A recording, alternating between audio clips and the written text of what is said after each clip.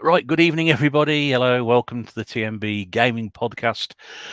Here on YouTube, it's Sunday, the 6th of November. It is just gone 8 o'clock. Hope you're all well. Good to see you here. And tonight we're talking about the Amstrad. Yes, or anything Amstrad related, because we got the 464, we got the 6128, we got the GX4000, and we got a panel of guests lined up waiting to talk. And as usual, we're having technical difficulties. Yes, hopefully we might get those resolved by the time we start. Anyway, I hope you're well. Good to have you all here. And let's see who's in the chat. Trevor's here, nice and early. Are you okay, Trev? Retro Claire's here as well. Pixel Plug's here again. Good to see you, mate. Nice to see you back. I think you're on the last one as well. Oh, Marcus is here as well. Good evening, Marcus. Good to see you in. Hurry up. Well, I know. I'm trying to work these things out. So we've got to. I'm trying to keep my eye on what's going on behind the chat, what isn't there. It's one of these things where we're having technical difficulties and nothing much we can do about it. So we're trying to work that out at the same time. I've got one eye down here, one eye over there, one eye on here. Stu's here, Generation Pixel. Hello, mate. Mark here, Away the Games. Hope you're all right. Right, so while we're trying to sort this out and work out what's going on behind the scenes, thanks for tuning in. And let's bring our first guest in this evening. I'm very pleased to say he's made it tonight, because we weren't quite sure at one point this afternoon. He's not been well, but I'm pleased to say he is here. Although he appears to be being invaded by aliens for some reason. What on earth's going on there? This is the voice of the Mr. Ons. I can't do this all night. Fuck that. Because some of that cold you've got, you didn't need to do the impersonation on the voice there, did you? No, I've only come on because I've got this like sexual voice, and I thought it might get you more views. To be honest, we could do with it. Yeah, no. I said you've not been well this week, have you? I popped down to see you yesterday at the shop, and you was struggling a bit yesterday, and it was umming and ahhing about whether you'd be on tonight. But I'm pleased you made it anyway, because I know this is a subject quite close to your heart, isn't it? It is. I do love the Amstrad. It was my first system, and I have felt like dog shit all week, if I'm quite honest. But I've got me a cup of tea, a couple of lines of Lemsip to bang out if I start feeling rough. So a bit of Lemsip powder, have a snort of that, and I'll be fine. Yeah. No, that's good. Yeah. So Amstrad was something obviously you were very passionate about, and you definitely wanted to come on and do this. So I am pleased you made it, because I must be honest with you, 50% of us don't really know an awful lot about the Amstrad. So in a way, it's worked out quite well for us. Yeah, but you're learning, ain't you? You're starting to be turned over to the. I'm a bit like the Empress, and all. You're being turned to the dark side, ain't you? Well, I said that last time we did Dreamcast. I didn't know an awful lot about Dreamcast. So for me, learning about these different systems that I own, I don't know an awful lot about. It's always a good thing. I think learning about it is great, and yeah, I'm looking forward to it. I am looking forward. See, I was in a unique situation growing up back in the 80s, because I had the Amstrad, but my older brother, he had Commodore 64, and he had Spectrum. So we were not a rich family by any means. I mean, I was probably having the Amstrad when Master System and NES and everything were popular, but we had all three in our household, so I got to experience more. So I've got the best opinion of which one's the best. And spoiler, the name down here gives it away. Okay, well, we'll get more into that, but yeah, good to have you on, mate, and we'll talk to you in a short while. Let's quickly back to the chat. Marcus is here, Sean's here, Retro Games Revived. Marcus is in the chat, so I'm out. It's not often we see Marcus in here, so it's good to have him in. Too many Jordans already. That's it, yeah, they're invading, aren't they? Gavin's here, Snoopy Man, nice to see you, mate. James, Retro Import Gamer. Good to see you here. Why is Dane dressed like a cult member from Resident Evil 4? It's a cult. I am a cult. Follow me. You sure it's a cult? Yeah. Of course, something very similar previously. I know that. Yeah. Chop him up with a chainsaw. Right. We got Rach in the chat as well now. Rach has been having a few problems trying to get on here, so I don't think she's going to be able to make the live stream tonight. She's going to join in the chat. It's a real shame, because this is something she is associated with on her channel, and because she just recently won last month's YouTuber of the Month as well, which would have been absolutely perfect to have her on. We tried everything beforehand to try and get her connected on. She could hear us, we couldn't. She couldn't hear us, we could hear her, we could see her, but we just couldn't get it working around. So unfortunately, she probably may not drop on the stream now, which will be in the chat. And I also want to say, Rach, congratulations on winning YouTube of the month as well. It was a very, very popular win, and all the very best. And it's a shame it hasn't worked out tonight, but we'll try and sort something out again for the future. Trev very quickly says, was it the Amstrad that had the PC with the Mega Drive slot? Yep. Correct, it was. There we go. Correct there. So that's 1 point. You've got 1 point there. Well done tonight. Is it the quiz we've been doing tonight? I don't know. Keep I've got score some at home stuff if you can. as well. Some games if we can swap in stuff and that. Well, if we have time at the end, we'll do that as well. We'll do that. Okay, brilliant. Keep that handy to the last bit at the end, and we'll try and sort something out on that one. Geordie Slasher is actually a Macam. Geordie's all this, to be fair. It's well, they group us like round here, you know, West Midlanders and Birmingham people together, don't they? So it's the same thing. Retro Kit just popped to say hi as you're watching Amstrad. Oh man, I would not admit that to anyone. I'm a celebrity. Oh dear. Well, I'm a celebrity. I was a celebrity. Get me in here. we tried everything, didn't we? Right, says sorry about my faff internet is shite. Yeah, when I did ask you to come on, you were a bit, if my internet's all right, I'll be okay. But it's one of those. What we could do, we could probably start a Kickstarter or a fund me or Patreon. We start a Patreon day. Yeah, Patreon. I'm big on giving money to her. Yeah, and we could start that for Rach and get her a better internet connection. We could do that. I think she's just a typical woman and just not listening to any of us blokes, if I'm quite honest. I can say that bravely because she's not on here now. Why have you got a pen? Oh, the pen, because I can touch. It's one of these with the fucking rubber on the end, so I can touch my phone. It's got fat fingers. Why the women love me. There we go. Answers that question. Nice in the chat, and he says you're watching 2 at the moment, Kit. I think he's really about I'm a celebrity. Bear and Dana, kings of that word. Yeah. Oh, yeah.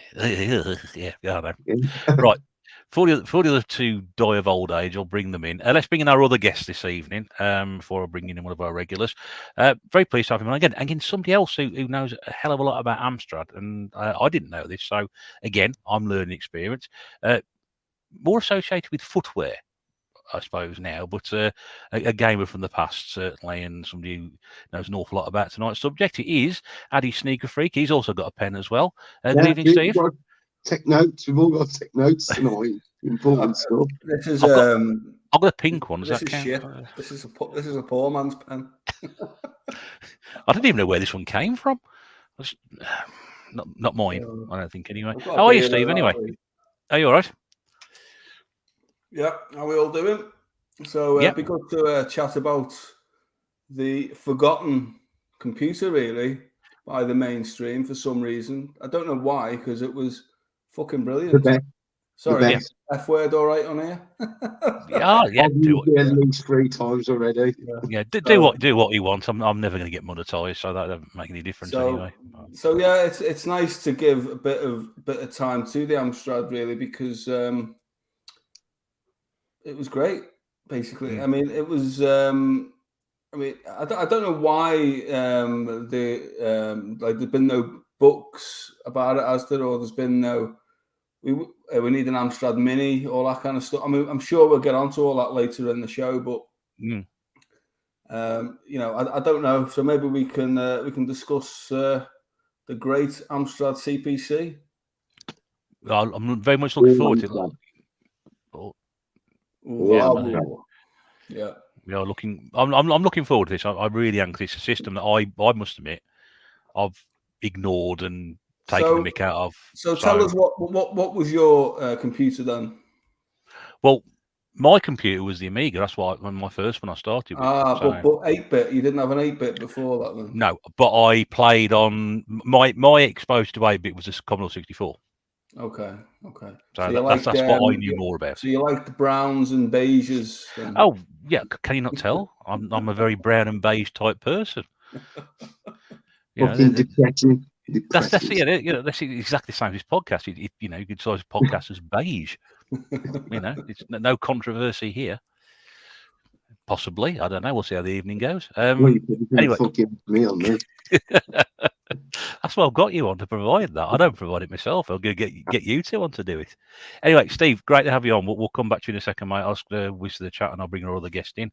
Rach said I'd have to be Patreon to keep it going every month. I'm so scared of having no internet. Why has Steve got a pen? Seems to be a thing now. If you're going to come on here, you've got to have a pen. So, Trev, what's happened to Big Game Al? I miss Fall Guy streams. Well, you'll have to ask Big Game Al that. I think Big Game Al's probably jumped out of a window, hasn't he, after the football? Yeah, he was being a bit. I asked him about that earlier, and he didn't want to. He's not replied to my picture message either of Mohamed Salah or whatever his name. He got two great goals today against. Who did he play again? Oh. Tottenham, I think.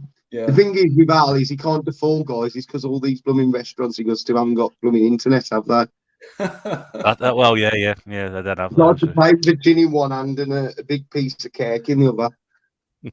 Yeah, he's always on the piss, isn't he? Now I'll have to call him Big Pisshead Al or something.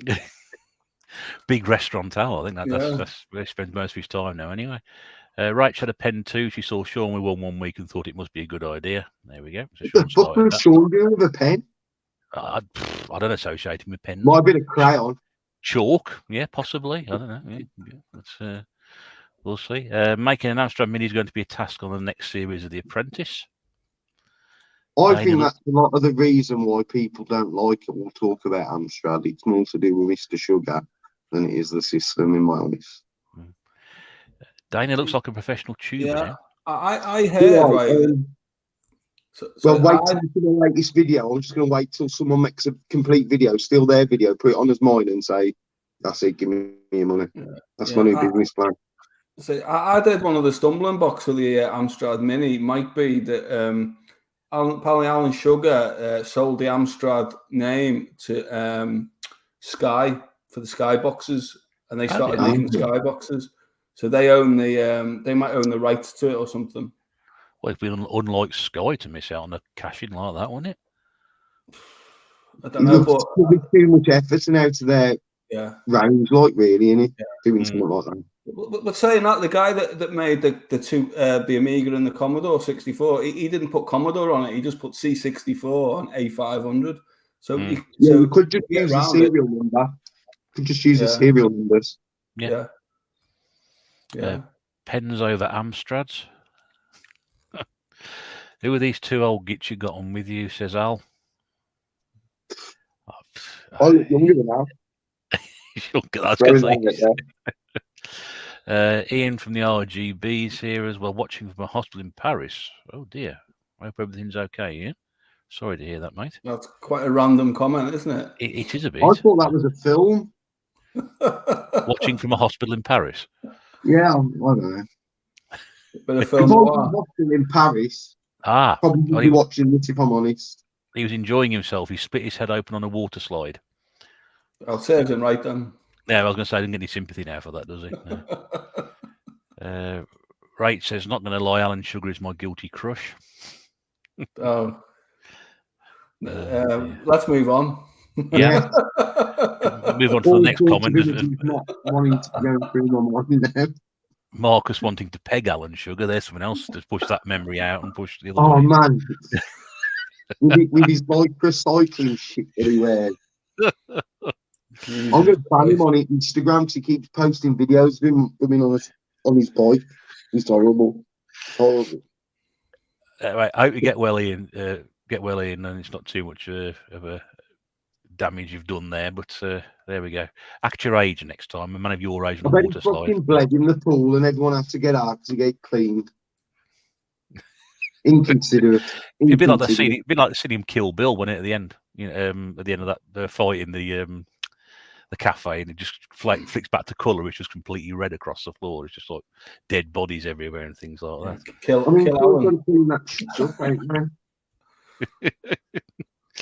Alan. Stu says Generation Pixel, the Antichrist in reference to Alan Sugar. There we go, Alan Sugar. There. Fucking hell. Yeah. They, Well, they didn't have to fucking sell up. Unlike the Cloy. well, that's it.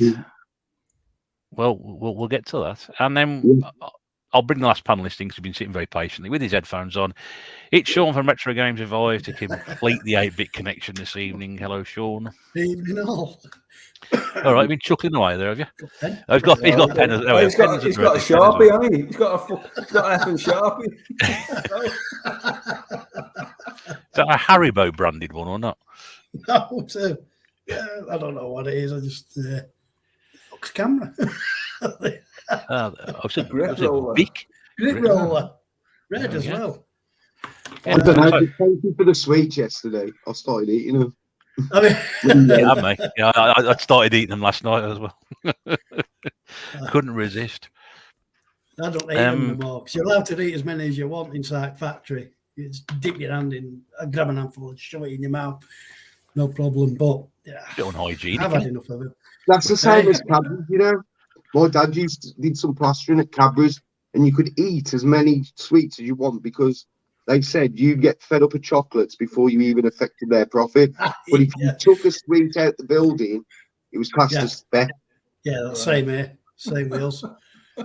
As long as it hasn't been packed, that's what they say. As long as it hasn't been packed, you can eat as much as you want. But yeah, jellies aren't my cup of tea anyway. But So you've been, Jelly's more than chocolate, man. so you've been up Bourneville Boulevard tonight, have you?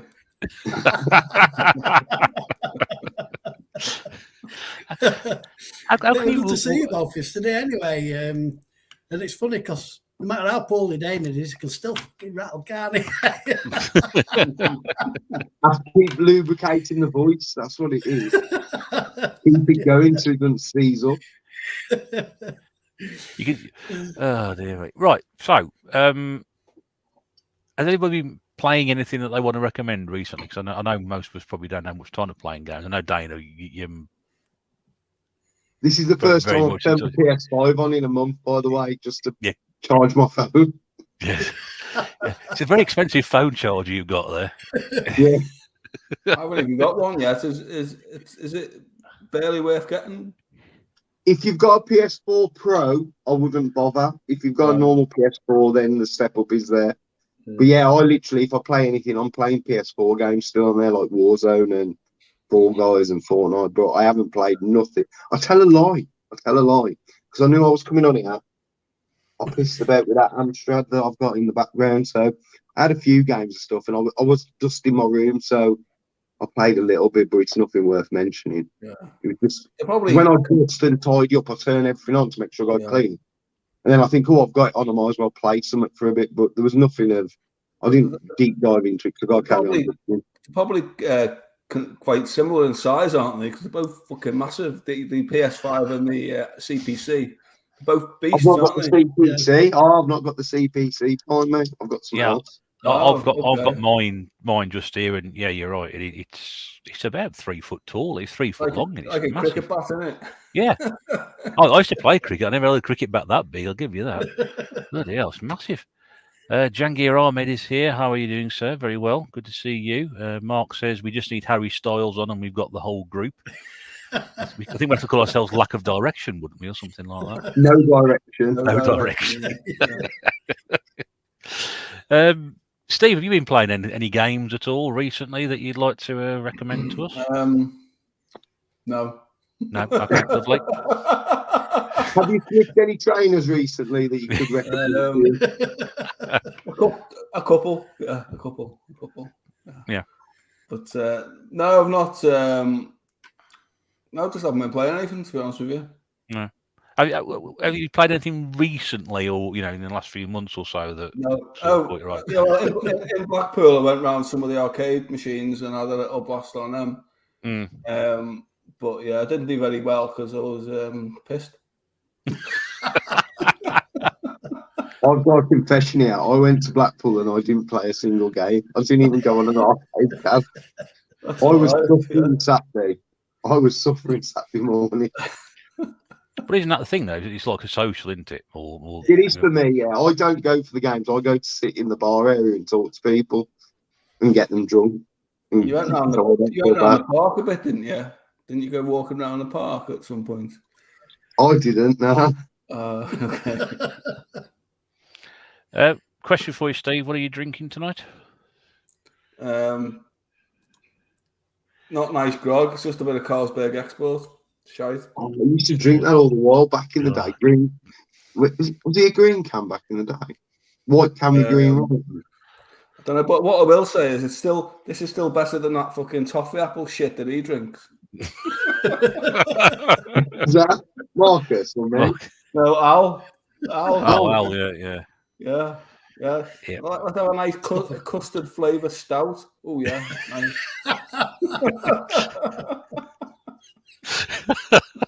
They do drink some strange stuff. Oh, man. When they do the little road trip, I can understand why they all get upset sharing the caravan with Al and Eddie and that. So I can't imagine that stuff comes out the other end smelling very nice at all. Yeah. Yeah, I'll get my own room. That's what I always do. That's it. Let's have about 8 cans of dessert porter and see what it smells like the other end. Oh, dear me. Sean, anything you want to recommend? I'm not sure I could recommend it, but I have been playing. It's a lovely chilled out game, which I need, after playing Warzone, the stressful Warzone, and it's Lawnmower Simulator.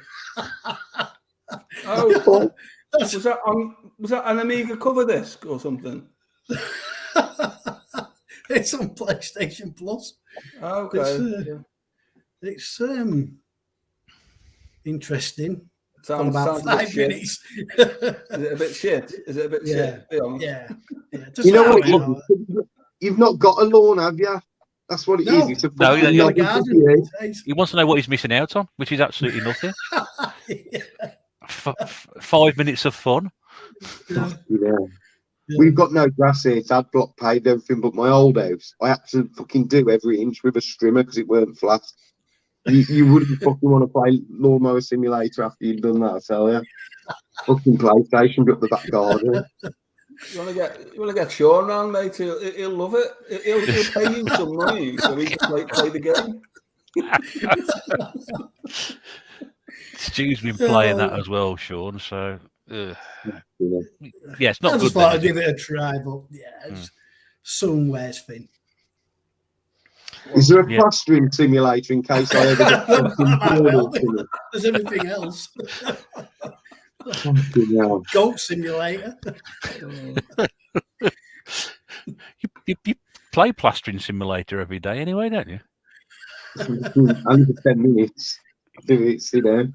Well, that's all you need to do. You could have made a fortune back in the day. I mean, don't forget we had like simulators for rubbish collecting, bin men collecting on it, trash man, and what wasn't there a bricklaying level in Orvida saying pet the game or something where you had to build a wall? Like, that's right. What was the worst part of what was it, Shenmue? Where you get to get a job as a forklift driver in a warehouse, and you have to fucking do it in real time. Yeah, you do. Nah.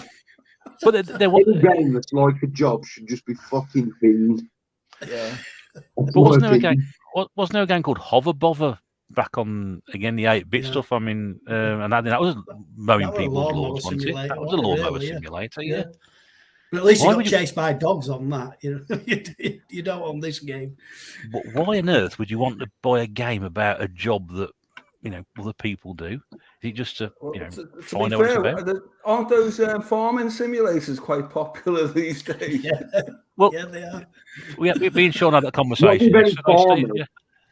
If you're a fucking farmer and you own farming simulator, you fucking need your head tested. Yeah.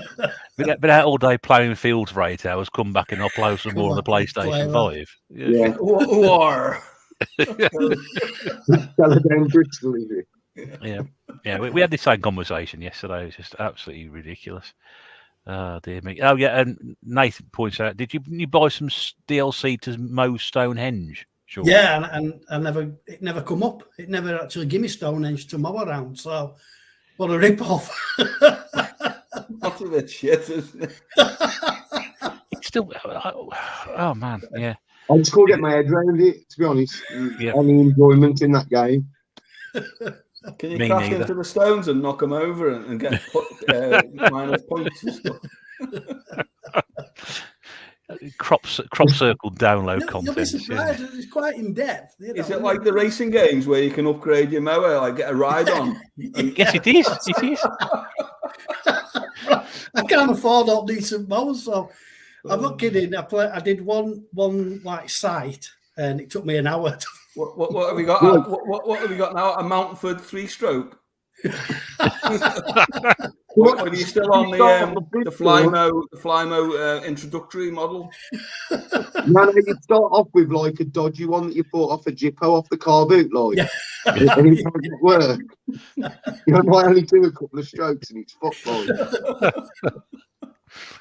Yeah, so yeah. If you are behind the game, Lawnmower Simulator, we're not giving it a very good review here. And bear in mind, only one of us has played it, so I mean, any I'll flavour take vibe it is. I play the lorry driving simulator with Just Pose, but I wouldn't mind being a long distance lorry driver. That would be my dream, really. Yeah. I like doing that jobs because you don't have to see or talk to people for fucking hours on end. Yeah. But never fucking mowing a lawn. It's like the neighbours start talking to you and you have to stop them that long. No, there's nothing. There's no interaction whatsoever. Well, somebody comes and over the road and says, "Oh, can you mow my lawn? I've hurt me back," or something like that. You know, go around the Car neighbourhood. washing simulator, that's the next one. Car, like you know, the Cossos, like car washing simulator. There was one. There's a car mechanic. There's a car mechanic simulator. I thought there was a Phoenix car wash game as well on the PlayStation 2.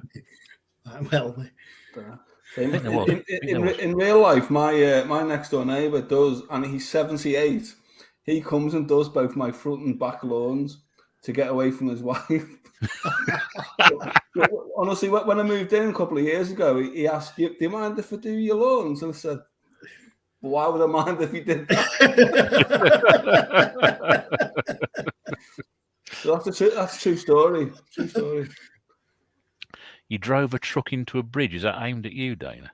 No, I actually went over the Central Reservation. It was because I was reading someone's comment at the time when I was live streaming, and I kind of went over the Central Reservation going the wrong way. That did happen. I've never done it in my car though. In real life, I've never done it. Makes all the difference. Prostitute simulator. Yeah, so it was another the oldest profession. Yeah. Oh, rather than a game expensive. Yeah. Right. Old. Whew, that would be the weirdest what we played recently we've ever done that one, but there we go. Anyway. Right, let's get on to the business of the evening then. Let's talk about the Amstrad while we're here. We're here to talk about one of these, which is the CPC 464 in all its glory with the built-in tape deck 8-bit machine. You've got your connections across the back for the printer, and there's a monitor lead there as well as a joystick port. Very. Is your joystick port on the back? Is what? Is your joystick port on the back? There, yeah.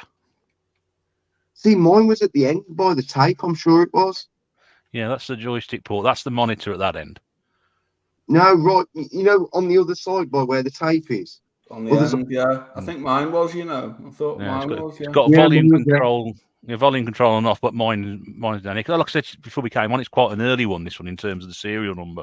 So I'm just thinking that'd been so much fucking easier for me if I'd have had that model when I was playing 2-player. So there we go. That's what we're going to talk about tonight. Plus, also, so we're talking about variants now, aren't we? Yeah, there are different ones, isn't there? Yeah. So there was a 464. Now, I'll start with you, Dane. I mean, obviously, your experience with the Amstrad. How did it all start for you, and why is it so fondly in your heart? Because it was my own first. Like as I said, I lived with my brother. So my brother, he'd had the rubber key 48K Spectrum. He'd had a ZX81 as well before. I only know because I found it in the loft. And he had the Commodore, and he wouldn't let me play on them for a start. So I wasn't allowed to play on them. I used to be allowed to watch him because there's 13 years difference between me and my bro. But but the Amstrad was my own first one that my parents bought for me. I originally had a green screen. It came from, I bet you'd remember this place, up Dudley. Out the back, it's an Asian fruit and veg store now. It's Right. It used to be Littlewood's catalogue, ex Littlewood. Yes. So Yeah, I that's know. where the Extra. came from. Extra was Yeah, it that's called? it. It was Yeah. massive store, massive. I remember going there with mum and dad, and that's where I got my Amstrad from. Green screen, as I say, green screen monitor, blew up within 2 weeks of me having it. But I eventually got a white monitor outer like that was a colour screen, so I got a free upgrade. But my keyboard never matched. My computer never matched my monitor after. They were different colours. Is that what you ask? Is that what you ask girls when you're on a night out? Does your keyboard match your monitor? No, but I will do now. I mean, I'd have been a child. I wanted to go through the old photos and find out what year I got it, because it would have been late. I'm born 83, to been late 80s, early 90s. I'd have been about 6 or 7 when I got that. That was my own first computer, and I remember it being set up in our front room.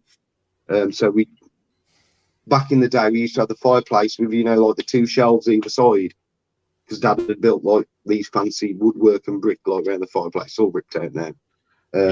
We used to have the TV on the one of them with the VHS player next to it, and then there was a little table. We bought an old table from the primary school I used to go to, and a little chair, and my Amstrad was set up on that. But whenever there used to be pictures took it, because we used to just take random pictures around Christmas time or someone's birthday, always someone was playing on that Amstrad in a photo, whether it was me, my dad, my brother. Brother's mates used to come around here all the while back in the day. So have you got old family photos with the Amstrad in? I will have somewhere. That's what I mean. I wanted to go through and kind of look through my own history, but I weren't in the mood today. I weren't even coming on here to feel that ill, but I'd like to go through them just because they're pretty cool photographs. Yeah, I mean, I've got none of when I was a kid on the Amstrad, but I'd imagine they'd be really nostalgic if you've seen them. I'm 100% sure there's one of my dad and my brother playing Sam Fox strip poker on it. I'm sure my mum took it. Pretty sure my mum took it. But I was more of a Linda Lusardi man myself, but I still appreciate the art form. Yeah, but that's why the Amstrad's important to me, because that was my own first. Like, I could play it when I want. I didn't have to ask my brother. Although when me and my brother used to play any 2-player games, even though it was my system, I was fucking relegated to the keyboard. He used to have the joystick. So even though it was my computer, I was player 2. Because we used to play Gauntlet. Gauntlet 2 is one of my favourite games of all time. And that's because it was something that me and my brother used to play together when I was little. Because we didn't play much together, because I was 13 years younger. I was an annoying little shit. I'm an annoying big shit. So I was even worse when I was a kid. But yeah, that's why it's so nostalgic to me, because obviously I've gone on to love video games my whole life, but that's where it all started, sort of thing, was the Amstrad that I got. You mentioned the monitor as well, because what we got to remember is, unlike the Spectrum and the 64, the Amstrad came with a monitor. You needed the monitor to get a picture off it, because there was no way of. They shared the power supply, didn't they? That's right. Yeah, that's it. That was the power supply, I think. Well, that's something I'd want to get into later. That's why I think, although Sugar gets a shitload of shit from everyone, mainly because he's a media figure and he's someone to point and hate at, he was a genius in his way, because all Sir Clive did was make everyone else rich by selling his Spectrums that everyone had to then go and buy a Tandy's, a Dixon, Morphy Richards, whoever's tape player you were buying to play the games. So Clive made everyone else rich, at least. So Alan Sugar, being a businessman, kept everything all in-house, sold it all as one unit, and he was making himself rich, not fucking everyone else. You know what I mean? And the reason, I watched a documentary ages ago on the reason he included the monitor. One of the biggest complaints when his sort of researchers were asking parents, where the kids were basically, because a lot of houses back in the early 80s, they only had one TV, and the kids would take over the main TV. So the parents would get annoyed because they couldn't watch what they wanted. So by selling it with its own sort of monitor, then they're sort of saying you can have all this in package, you can put it in the spare room, and it'll alleviate that problem. So it was one of the first I mean, it became more common in the PC era that obviously you get a monitor, but there was one of the first computers, along with the Apple Mac II, that had its own screen, I think, if I'm right. Yeah, 'cause I remember that. So when I'm on my Atari 2600, we had to take over the main TV to use that, and that then makes a lot of sense because you said a lot of people didn't have a second TV, or kids didn't have TVs back in their rooms. That was something that came along, a little bit later. I think if you had a TV in your room when you were growing up, and my age, it was very much the exception to the rule, really. I think more like the early 90s. A lot of kids had TVs in the rooms and stuff, but if you go back mid 80s when this came out, I don't think they did. Well, you got to remember as well, the TVs were a ball ache to tune in back in the day. So you imagine you've just gone up to the main TV, not changed the channel that Dad's got like BBC One tuned into, and you fucked it all up to get your computer on. Yeah, he's pulling his brains out when he comes back from work, and you're having a good holiday. It's as simple as that. It's all coming back. I remember this that quite vividly now. The same sort of thing happened to me. Rach said she could never get on the TV. There was always a mum and dad watching crap. Had an Atari 7800 and played it twice. Yeah, mum and dad were always watching brushstrokes and. Oh no! That's a blast. I haven't heard about that for years. Brushstrokes, goodness me. So, what about you, Steve? What about your memories of growing up with 78? The Amstrad. And Dana would have heard this before, but one of my earliest memories actually is of getting an Amstrad CPC with a colour monitor. I was a posh bastard, but not really. I mean, my dad just obviously he could afford the colour monitor, so that's what he got. Now it was just before Christmas, in probably I would say a week before Christmas, and because he didn't know what a computer was, he's probably quite nervous. So he brought it home and he showed it to the family. Like, it was only me and my mum. So this is what it is. We set it up, but he had no games with it. And on Christmas Eve, he came home from work really happy. He said, "Oh, the shop had got the games pack," and it was the Amstrad, the Amsoft 12 games pack. And this is why it's one of my early memories. I'm sure Dana will show this off. Look at that! Look at that beauty.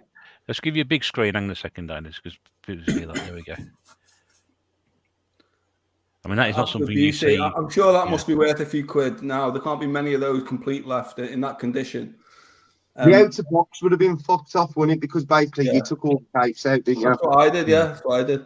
So, but the reason it's one of my earliest memories in that sense is because that, if you look at that cardboard box, it looks very much like a Cadbury's chocolate selection box in colour. And I didn't know what a computer was back then. And my dad showed it me, and I went, "What's that?" "It's for you. It's software or games for your new Amstrad." And I cried because it wasn't a selection box. And ran up the stairs and stuff. Tell the truth, Steve. You was halfway through chewing animal, vegetable, mineral. It's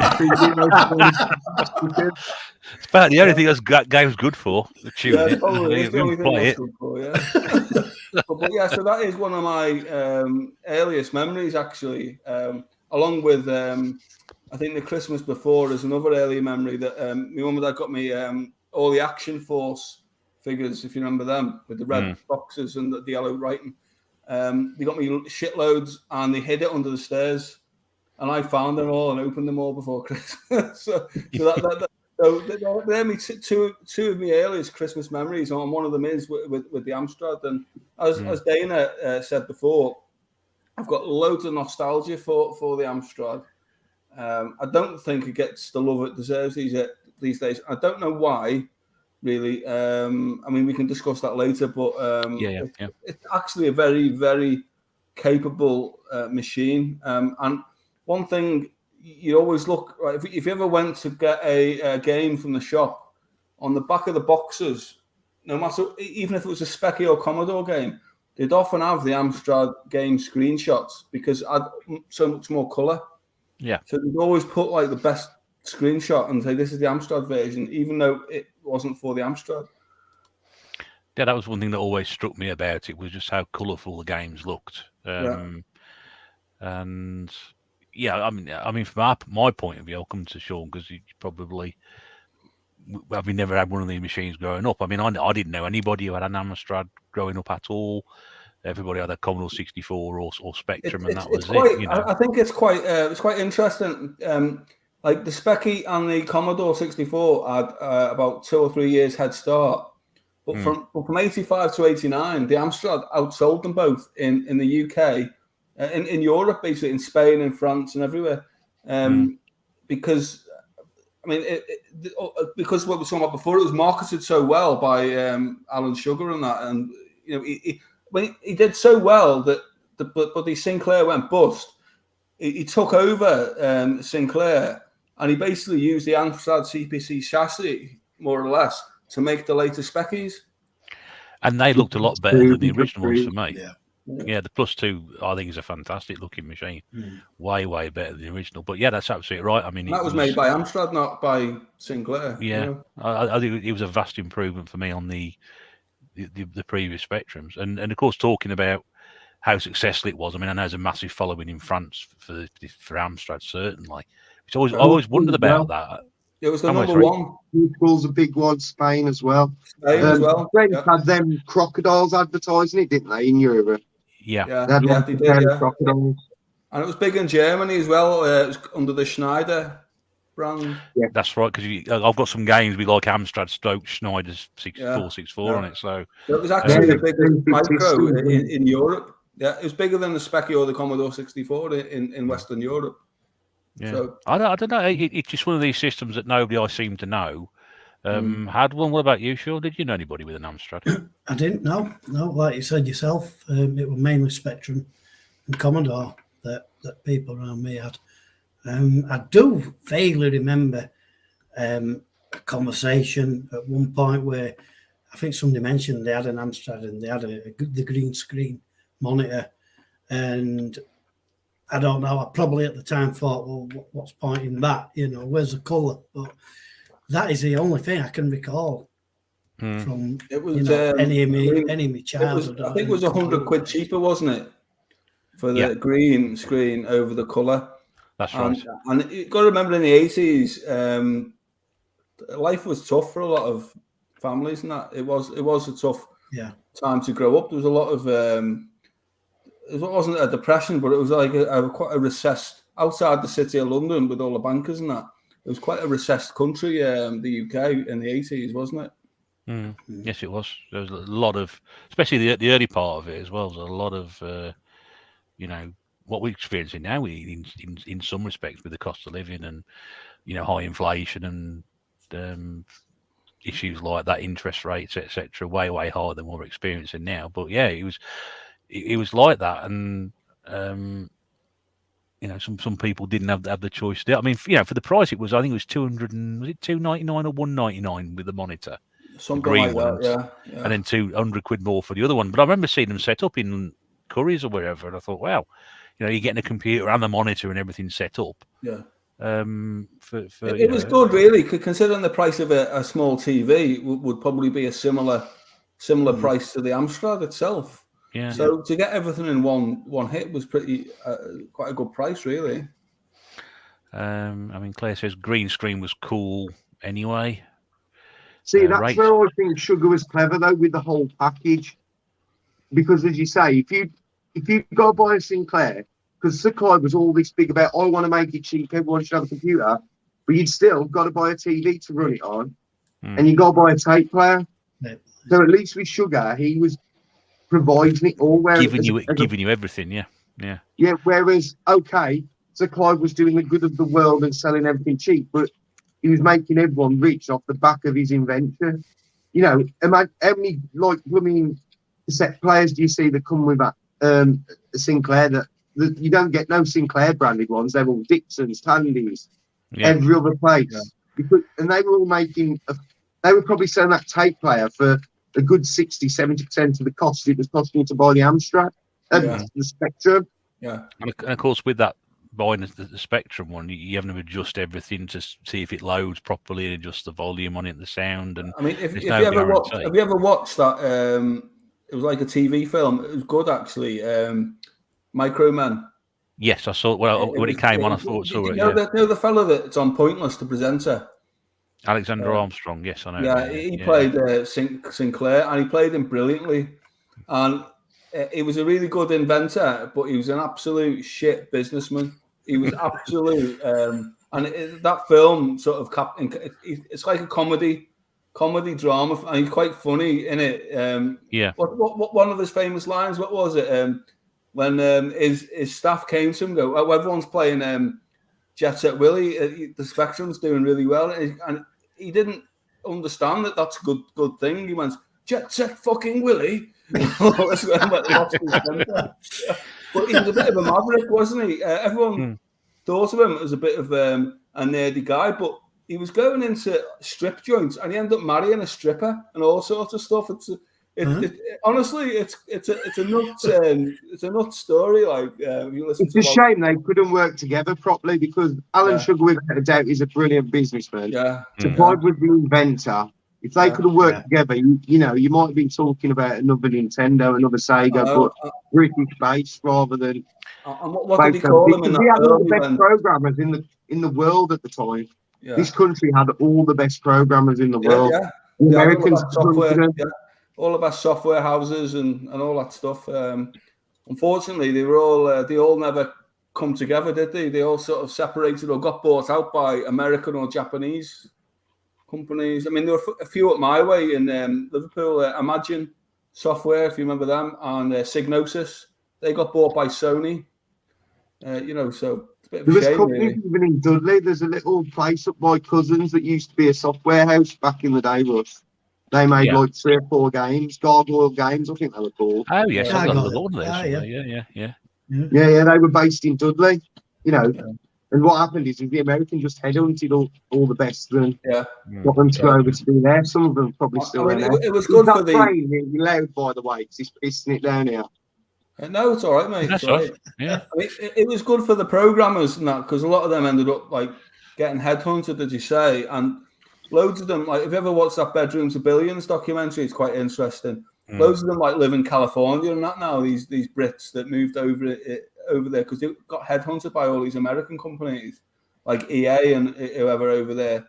So they did quite well, but for the businesses in the UK, very few have survived. I think the only big one that survived, or one of the only big ones, is DMA Design, which become Rockstar, which makes GTA.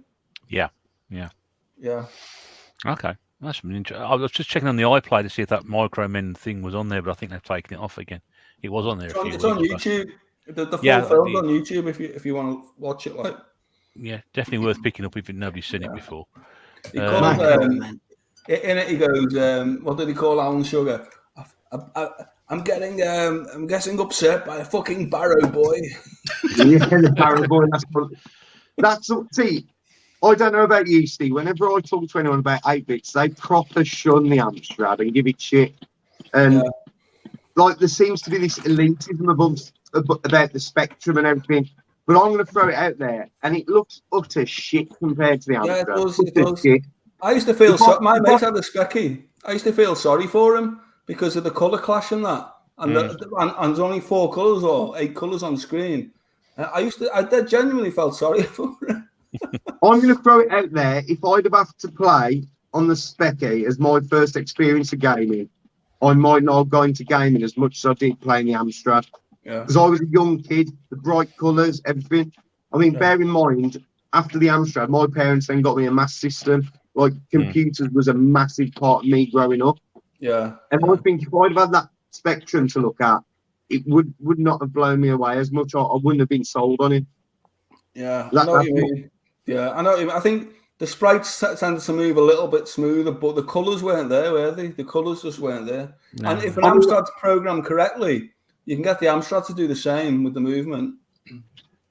The thing is, there was games that I used to play like Rainbow Island, New Zealand Story, Courtney, games that were fun. You know, I didn't have a NES. We never even heard of NESs up here in Dudley. I knew one kid who had a. So like that to me, like playing like New Zealand Story and that was like, if you go back to the 12-pack, I could never get the hang of Roland in the Cave. That was too much of a struggle for me as a kid. But Roland on the Ropes, I spent hours playing. I know, mate. Dana, shall we go? Let's go through the 12-pack, mate, if we want. Go on, then. You got Hangman. Yeah. That's a game I played as a kid, Hangman. Yeah. I didn't play Fruit Machine because I was a kid. I didn't really get it. But my brother played a shit ton of that.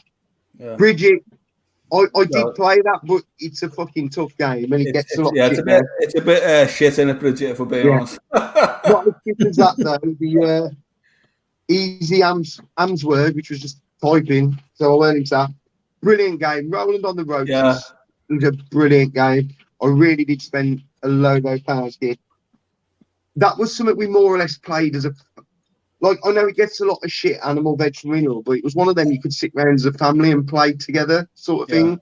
Yeah. You know, I vaguely remember that. Oh, Mommy was another one. That was a great game. Great game. It's a good game now. When I was testing stuff the other day, I actually had to go with that. Beat a few levels of that. You got Harrier Attack, which I've never really been into planes or flight simulatory sort of games, so I didn't play that. I like Harrier Attack. It was quite a good little shoot 'em up where you could bomb the cities, and you could bomb it. What the funny thing with that is, if you bomb your aircraft carrier at the beginning, you can't land back on it at the end. You got the Galactic Plague, which I never played that either. Roland in the Caves, I used to play, but I used to really struggle. And the thing is with the Amstrad, like all the games back then, it used to take you. Everyone says ages. You're talking 45 minutes to, not 45 minutes, 4 to 5 minutes to load. And I didn't get much enjoyment out of it because it was a bit too tough for me as a little kid. I can play it now. You got Sultan's Maze. I remember playing it. I can't remember it. It's like a maze, obviously because it's a fucking maze game. But it's like a 3D maze, like so you're moving forward. I didn't enjoy that. And then the other one's Timeout, which I don't even know which one that is. It's a picture of the wrist with a watch. I didn't play that, but I didn't get because mine was from X Littlewoods catalog. It was a return, so this was just the loose tape. So but I remember when I'd go to car boots and everything, you could buy them on. As I say, the main games I remember playing, I used to love Salamander. That's where my love for Salamander, which is known as Life Force in this country, in America, where everyone seems to adopt that, but it was Salamander back on the 8-bit. Brilliant game. Always be Salamander to me. Yeah. Always. Gauntlet 2 is again, that was just like me and my brother, we used to, do you remember that song, I've Got the Key, I've Got the Secret? We used to sing that to each other. You take acid as well while you did it. But the thing is, my brother would be a bastard, because if you got an extra key, he'd let the Black Death out after me, and I'd go fucking run off. Yeah. So we used to play that a lot. I'm trying to think what else I used to play. Rick Dangerous, that was when I was a little bit older. Rick Dangerous and I don't like Rick Dangerous 2 as much, but Rick Dangerous 1 is a really good and a brutal game, but really well done. They both are absolutely brutal. So you'll remember that, won't you, on the Amiga Retro Bear? Yeah, I played not so much the first one, the second one, but yeah, that I used to pull my hair out on that. That's why I'm going to bald at the back now. But no, they were ridiculously hard games, but you kept going back to them and kept playing, and one more go, I'll start again. You wouldn't get so frustrated to the point that you just want to throw it out the window. It was one of those games that kept you coming back, and you get a little bit further each time. You'd work out what you need to do. You'd follow the pattern and remember it, and then you get a little bit further, which kept you coming into it. Switchblade was another one I remember playing, and I really liked the soundtrack. I've gone back and played that as an adult now, and I appreciate the soundtrack. Quite a well-made game, wasn't it? Really, really good game. But as I say, with the Amstrad, I must have put that much time and enjoyed it enough that further down the line, my parents bought me other consoles because it was clearly, if I'd have not played it, not been bothered with it, I'd have probably never gone on my gaming journey that I went on. If it had just been someone that collected dust, it wouldn't have been invested in from my parents' side of things, if you know what I mean. Yeah. Okay, I'll come to Steve in a second and get some comments in from what people have left. Claire said she likes the look of the Amstrad with the colours of the keys, obviously. As we mentioned earlier, there's green keys, red keys, blue keys, so it's completely different to anything else at the time because the Commodore 64 was, as we mentioned earlier, beige and brown. And easy to navigate to teach your kids. easy to navigate to teach a kid. You know, the big blue buttons, enter. Yeah, I mean, even the record buttons in red. You know, record something like that. The record buttons in red. It should be. James says, I only knew one person at school with an Amstrad, never played on one at the time. Seemed a similar story to NES ownership in my school, which is, you know, the age-old argument where you a Master System or an NES kid.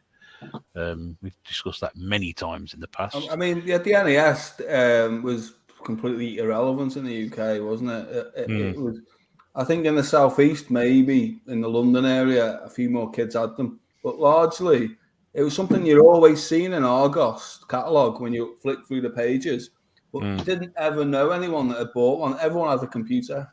That's right. I see walls of stuff in toy shops with like NES games. Toy and Hobby, probably. Remember Toy and Hobby? That was a big toy shop. Don't remember that one. Remember Zodiac? Zodiac was another one, yeah. Zodiac. Yeah, and Toy Master. Yeah. Those ones. Ray started to look at the specky, but the keys were murder to use for gaming and no proper space bar. Paul said he loves Harrier Attack. There we go. Roger Van Basten says Spectrum is king. Anything else pales into comparison. He has had a drink though. The statement is still true. Quick question here. Anybody else get the magazines and type the games in? No. Oh. Not for me. Not for me. No. Not Yes. you, Dana. You did. Oh, Yes, Dana I did. did. I didn't expect that. I used to have Amstrad Action, so we got the cover tape. So actually, there was a really good cover tape on one of them, and I'd love to get it again. Where you're in a garden and your worms racing around the garden. It's a really good game, and I've not seen it since. And I know it was a cover tape You game. have a lawnmower in that game. Actually, you did. I'm sure you had to dodge lawnmowers, but you were two worms, and you were racing around the garden, and it was just a good game I used to play as a kid. But I did a couple of times try them codes. They were like fucking Schindler's List. They took forever. Yeah. And if you fucked one thing up, that was it. Yeah. So I've tried a couple of times with at the back of the magazines doing it. Fucked it up, didn't work, so I never done it again.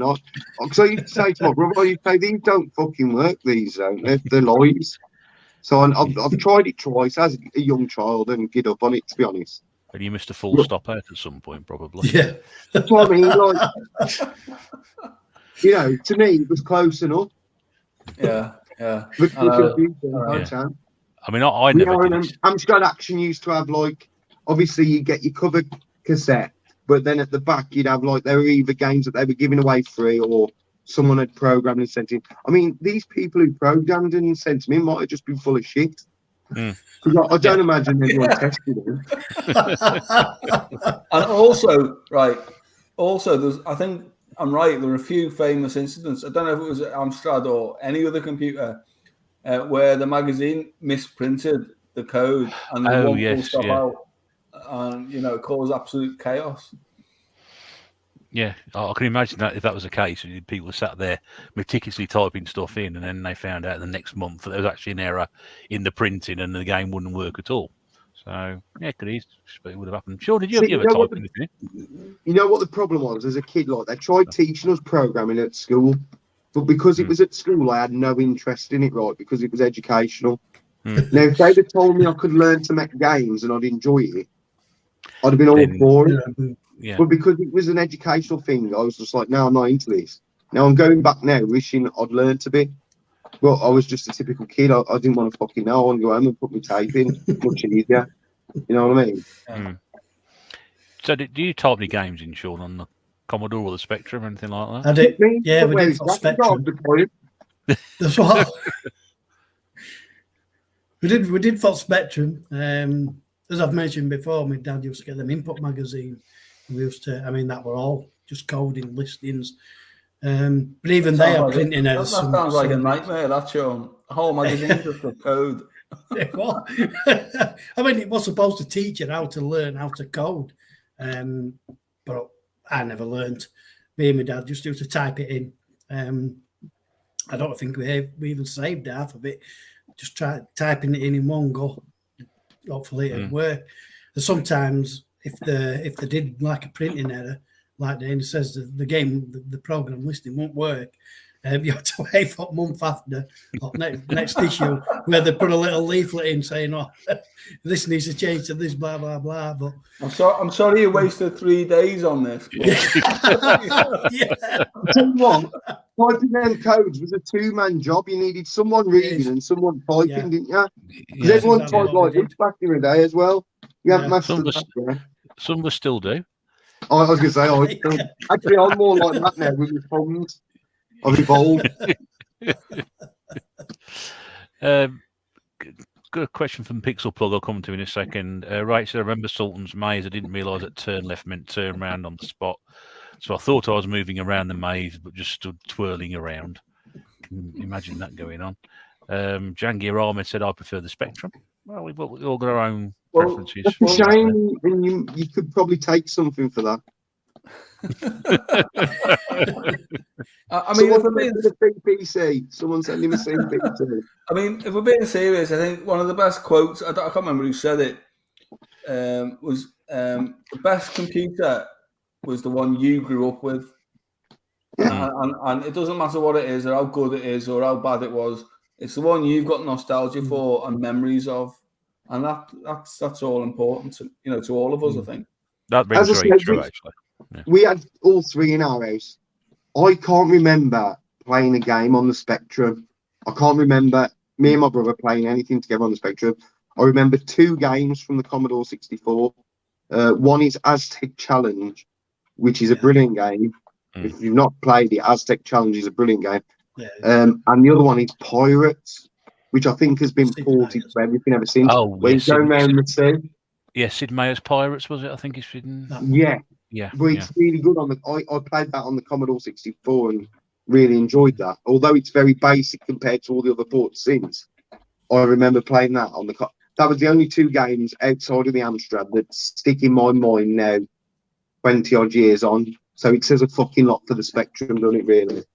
You see, I mean, I grew up with Spectrum and Commodore when I was young, and it's only really, last year or 2 that I've, realised that the Amstrad is a great computer. And I bought one off yourself, Mr. Bear, haven't I? I've also that's right. got the green screen, and I've also got the colour monitor, courtesy of Dana. So, and yeah, it is. I mean, like I say, I'm a stalwart Commodore fan. I do love my Specky, but I've got to say that the love for the Amstrad is creeping up, and I'm happily collecting for Amstrad now. So. Yeah. Well, it's like me. I mean, I would happily sort of sit there and take the mick out of the Amstrad because no one ever seemed to have one. So your preconception is if nobody else has got one, then they can't be very, very good, can they?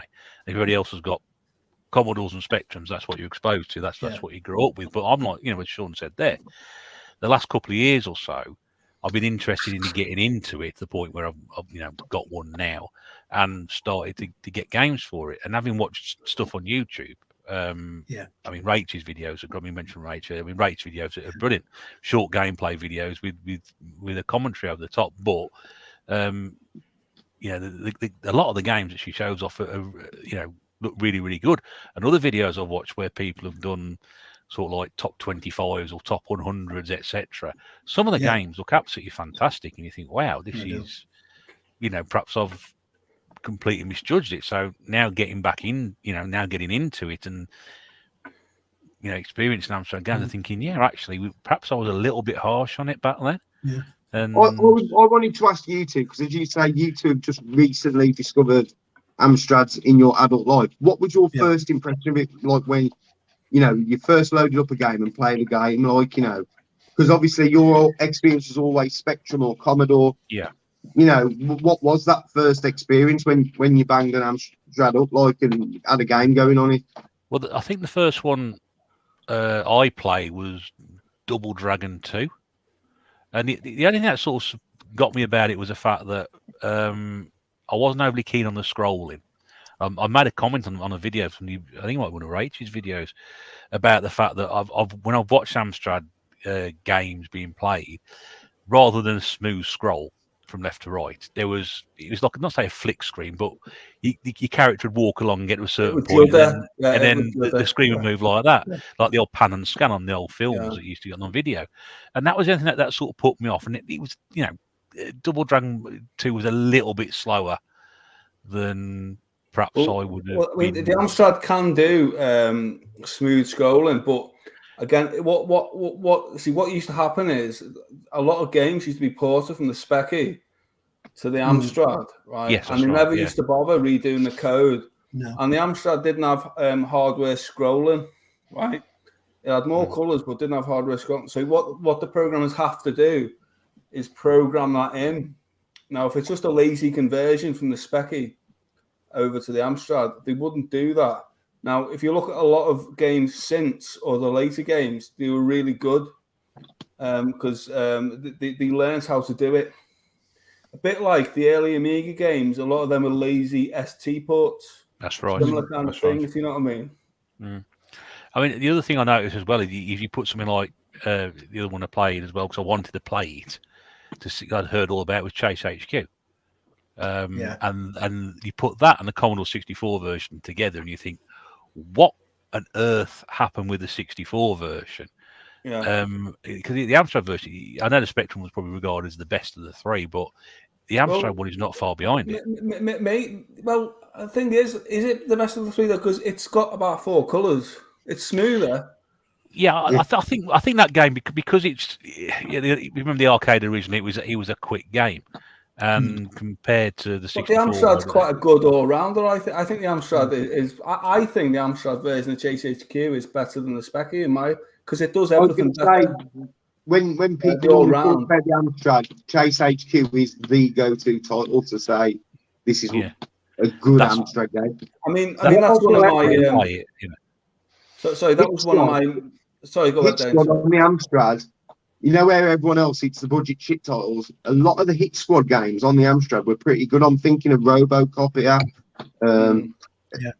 Yeehaw Kung Fu, Shaolin Road. They were all on the Hit Squad brand, and they're all really good games. So I know someone asked in the comments what games should I go to. I mean, there's quite a few I used to play. You rarely go wrong with a Hit Squad game on the Amstrad. Renegade and Target Renegade were good as well. Grisor looks fantastic, even though it's only, a split screen. It suffers, the sacrifice of scrolling. It still looks a cracking game. But, so what was your impression when you first started playing the Amstrad then, especially when I got you a colour monitor? I'll be honest, I haven't really loaded much up. I think I loaded Turrican up off a cover tape. Well, it's a demo. I'm impressed, but I mean, I haven't really loaded up that much, to be honest, Dana. So, but from what I've seen, like Russ says, I've watched YouTube videos, the top 25, top 10s, and there's a few in there that I definitely want to get hold of at some point. Chase HQ, RoboCop, head over there. Keeps coming up in there as well. There's a channel called Chinivision, quite a big UK channel. Chinivision, yeah. He does comparisons of the games over all the different formats. So there's a lot of, like, you can see there what the Amstrad. I mean, I remember playing Buggy Boy as well. That's quite a good, colourful game on the Amstrad that plays all right as well. Rainbow Islands was good on the Amstrad. Rainbow Islands, brilliant. Yeah. I mean, if we go back to Chase HQ, that's another memory as a kid. Me and my mate saved our pocket money, £5 each, and we went into town. We went into the computer shop, and we got we didn't get Chase HQ2. We got Turbo Outrun, right? We got it back to mine, and it was the first game I'd ever copied myself. Put it in my dad's hi-fi. I put the tapes the wrong fucking way round. And for some, I think, and we even put the sellotape over, but because I didn't know what I was doing, I put sellotape over both tapes and all that shit. So it fucking copied over the game. So anyway, it was a blessing in disguise. Anyway, I tried to take it back to the shop, right? And the fella said he wasn't having it. He wasn't taking it back because he knew what we'd copied. He knew what we'd done probably. And anyway, so I went back and told my dad what we'd done. And he went, he gave me a tenner. He said, just go and get yourself, go to get it again. they didn't have that, but they just got Chase HQ in.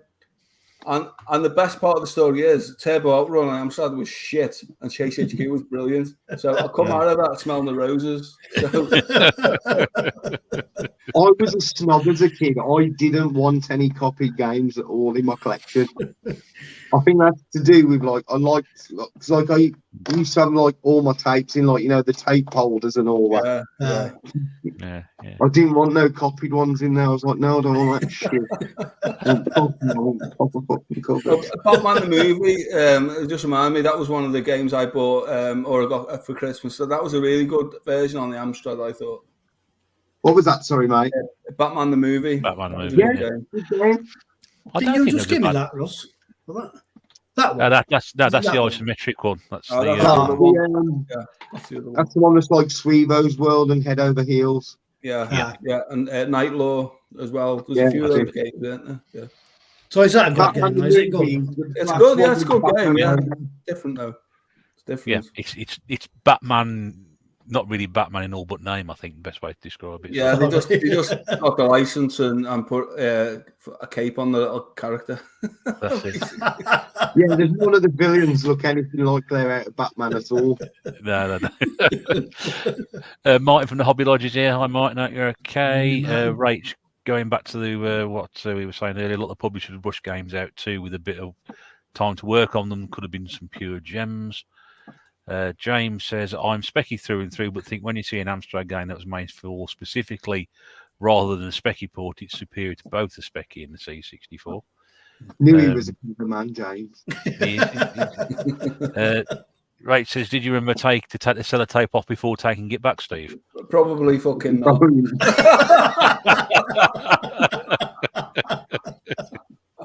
Oh dear!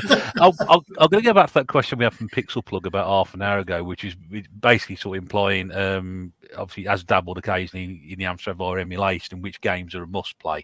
Dane, I know you mentioned a few already. Anything else that you can think of that or anybody else wants to get into Amstrad? What's a good? As I say, RoboCop, Batman, Salamander, Shaolin Road is one of my favourite games of all time. I love that game. Brilliant game. Everyone seems to prefer Yeehaw Kung Fu. They're two totally different games, but the cover arts are pretty similar. Shaolin Road, I remember playing that on a cocktail cab, like I've got in the shop. I love that game, and I used to play that hours on the Amstrad. Here's a really fun game for you. Postman Pact on the Amstrad. Oh, yeah. So you drive around, is it Greendale? Yep. Doing missions. Fucking no one does anything for themselves there. It's a bit like GTA. Everyone you talk to, you got to do something for them. Like rounding up the sheep for Farmer Ted in it. Can you run people over, Dana? Can you run people over and can you run people over and gun them down? Nah, that's the only bit that's missing, really. But it's a really fun game and quite in depth for an 8-bit game. I'm not sure what it's like on the other 8-bit systems, but on the Amstrad, it's quite a fun game. Driving around, you say you got to collect sheep, you got to deliver. I know it's mad, like postman actually delivering mail. We're going back to jobs with occupations in them again, aren't we? Yeah. It's a strike simulation level. It's the 80s. The postman actually went in then. As I say, there's a list of a load. I mean, as I say, go on YouTube, have a look for yourself. But you can't normally go wrong with a Hit Squad game on the Amstrad. I'm trying to think of anything else. Switchblade, definitely play Switchblade. That's a really good game. And some of the Amsoft games, because these aren't the only Amsoft games either. There was like continuation. Some of the later ones, there's like different rolling games where he never looks the same in any two games. Fantastic Voyage was a decent Amsoft game. I was just thinking You're reading them off the internet now, Steve, you bastard. I've actually used my memory. No, that's what I'm saying. Manic Miner. I used to love Manic Miner. That was a great game. Oh, there was a game I used to play. Now, I can't find this anywhere. It's called Realm, where you were a crown and you were going around and each collecting stuff like coins and stuff like that. I played that for hours, and it used to. I can't remember the tune it used to play, but I've not been able to find it since. You like a crown. Is that a Silverbird title, Dana? It might be, you know. Sure, I've got on 64. I've not come across it in fucking that game, that console I've got loaded with all the games. It's not on there. Fucking Patrick never put it on there for me. So I can't play it. I want to play that game again, Roll. There was also a game that used to play Green Sleeves. Was that fucking hell, some sorcerer sort of game? And he used to play Green Sleeves. Cauldron, yeah. Yeah, that's it. Yeah, I played that. Yeah, used to play Green Sleeves. Yeah, Cauldron was good. The sequel was really difficult, I believe. So, but the first one was quite good. We had the whip flying around. Yeah. Blue wizard with his hand out like that or something. Like, actually, look, like I'm like a wizard now. That's a pretty impressive wizard sleeve you've got there, Daner. Any you can think of, Steve, that we haven't talked about? I'm just trying to think of. Just try to read the internet. You'll do it in a minute. Television's top 25 Amstrad games about to be listed now. I mean, Jet Set Willy was good, but I mean, the thing is with Manic Man and Jet Set Willy, basically the specky bit. That doesn't say they're bad; they were good games. I say Target Renegade was one of my favourites, and it's quite different to the specky one.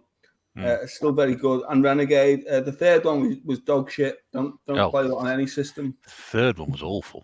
Yeah, what do I think about with that? So Renegade, Target Renegade. I'm just trying to think of other fun titles. Commando had a good conversion. The arcade game Commando that had a good version on the Amstrad. Yeah, I mean, I probably think of more as the stream goes on, but there's quite a lot. You know the cartoon series Mass. Oh yeah. I played that where you get to be Thunderhawk and drive around. That's quite a good game, and again, colourful. It was one that, because I will say a lot of the cartoon conversions were not great on the Amstrad, but Mask was good. Ghostbusters was shit on everything it was made. Fucking awful game. Finally, somebody who agrees. Ghostbusters 2 is not a bad game either. Once you get past the level where you're going down like that. Yeah, the first level, the first level's a bit hard, but the way the Exploding Fist, that's a great game, karate one. Oh yes, that's a well, you don't hear. That's a good version that on the Amstrad, very good version, good graphics. Well, International Kinetic converted to it. IK Plus was there. Yeah, IK Plus was there. I gave you IK Plus yesterday, Sean. Did you? Yeah. He's not loaded it though. No, I haven't seen it. There we go. Yeah. Because he told him he's watching a bundle on eBay that he's going to buy with it in. Yeah, 18 games he's got already and just the one he needs. That's what it's going to be. Rach says Aliens is brilliant. I think that was good on all systems again as well, that one. Aliens is better when you realise there's a bastard map. I didn't realise as a kid because I only had the loose tape. I don't think I ever played it. Shit. Turtles was shit. The one in the blue box. That was rubbish on everything. That was a terrible game. But the one I put the screenshot into in the group the other day, that's a good game. That's like the arcade version, like the coin-op version. I got that on the Spectrum a few weeks back. So the only thing that's massively missing, but I don't know if it's because I'm using a ROM, is it's got no music though. That pissed me off a bit. But that was the case with Outrun, wasn't it? They had to release Outrun without any music, and because they got no memory space, they released it with a tape of Magical Sound Shower, I think it was. But because they ain't got any memory left, they had to release the game with no sound on it. I never played Outrun on the Amstrad. Master System was the first system I played it on. I think it's apparently all I know about the Amstrad version of Outrun is the fact that it had a very nice title screen, and that was about it. Anything else? The loading screens were fucking brilliant on the Amstrad as well. To be fair, yeah, they were. Yeah, I don't think Outrun really was very good on any of the micros. If we're being honest with you, no, he wasn't very good at all. It was a poor conversion all around. So we got the 464. We talked about that one. Now I know you got one lurking next to you, Dana, or close at hand talk us through this one. What you got here?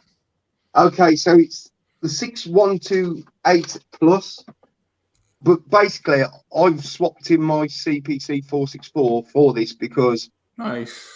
it's got the Nice, loader.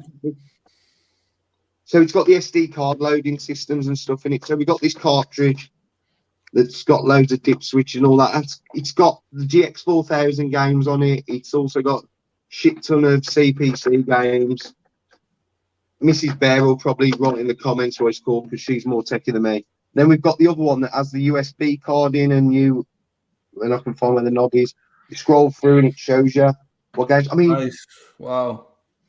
This was really cheap. I got it off someone who's quite known in the Amstrad collecting community called Patrick Furlong. He tried to sell me a load of demo tapes back that I'd sold him about 10 years ago. But this is how I would recommend to anyone who wants to play any 8-bit system. Fuck your tapes off. Keep them for collector's items. Look at them. Get everything SD card modded. So it's instant loading. And it is a beauty. I'm more likely to play this than if I go for a tape in. And it came with the joypad. Nice. Anyone called it joypad?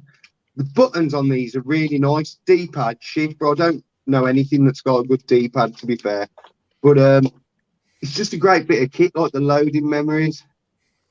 The Damdonator. I thought he was trying to write my name, to be honest. I was going to say, doing check on a rush, you fell on a keyboard or something. That's a nice bit of kit. Hopefully Sean in charge, and then what happens with that, that's it. Dana, have you seen a lot of the CPC Plus, right? That was a really capable machine. That was basically the Amstrad, but it had hardware scrolling, had more colours, and some of the newer games that are coming out on that are absolutely amazing. Like, well, it's got a couple of demos. It's got a couple of the newer game demos on there. I think it's got Ultra Beast on there. And the sound that comes out of it is brilliant. But they're almost 16-bit. They're almost 16-bit in quality, aren't they? Mm. Yeah. Honestly, if you could get hold of one of them with all the bits, I can't remember how much I paid now. To be fair, Tootie put it on to me. He tagged me in the post. And literally, my CPC was gone the next day. I was just like, that's it. I only need that now. And everything's on there. It's so easy. I have it hooked up to one of my PBMs upstairs, and it just looks and plays wonderful. Have you got the cartridge slot on it as well? Yeah. So basically, where I took that cartridge out of, that would be where you put your GX 4000 games in. Yeah. But obviously, I've got the multi-loader in there.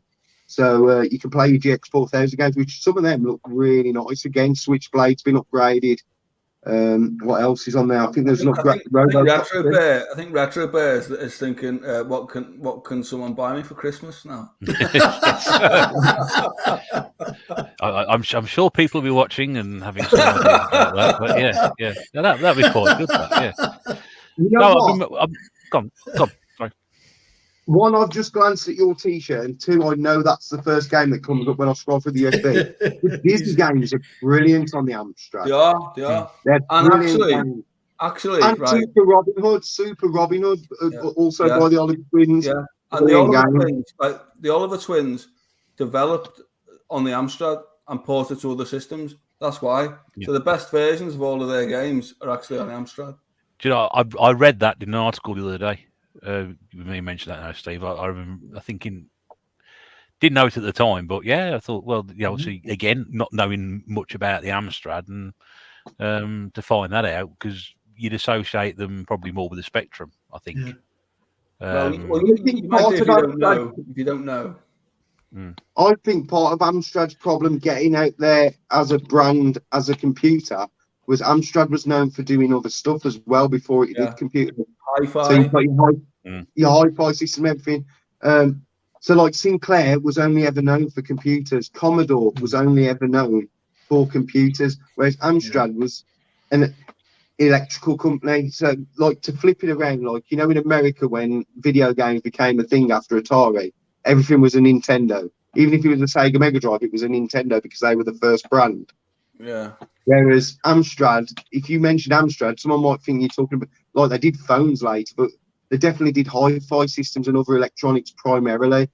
Yeah. Computers was not. If computers had been Yeah, if computers had been their first venture, I think they may have been more wider spread and more well known. Or if they or if they'd even set up a separate company, not just being called Amstrad, like not being under the Amstrad name, having it as its own standalone company. Do you know what I mean? The computer division. Yeah. Apparently, Realm's on eBay, Dana. Is it? Yeah. I might just look for the ROM though, because I can put it on my little fancy thing. You know where it is. As long as I'm not going crazy and I hadn't made that game up in my 12 mind. Didn't seem like it. So the 6128. Amstrad also had a disk system as well, didn't it? If memory serves me correctly, which was basically the same thing with that, with a like the Spectrum Plus 3. Oh, but floppy disk, yeah, floppy disk on it as well, didn't it? Yeah, so they've got unique. Well, I'd say they've got unique discs. They're the same as the Spectrum discs, because obviously at that point, Amstrad had took over Spectrum. Yeah. They're quite unique discs. They're quite robust discs. 3 inch, not 3.5, 3. Yeah, 3. Exactly. You need that extra 1.5 inches. A bit like Gus Newton's penis. Not 3.5, just 3. But it does what it's needed to be done. But yeah, disc loading again. That I sell a lot of my Amstrad discs when I get them in straight to a guy called Woody Duncan. Is it Woodward? I think it's Duncan Woodward. He's big in with the Revival crew, and he's a massive Amstrad fan, and he usually snaps up anything disc I get in.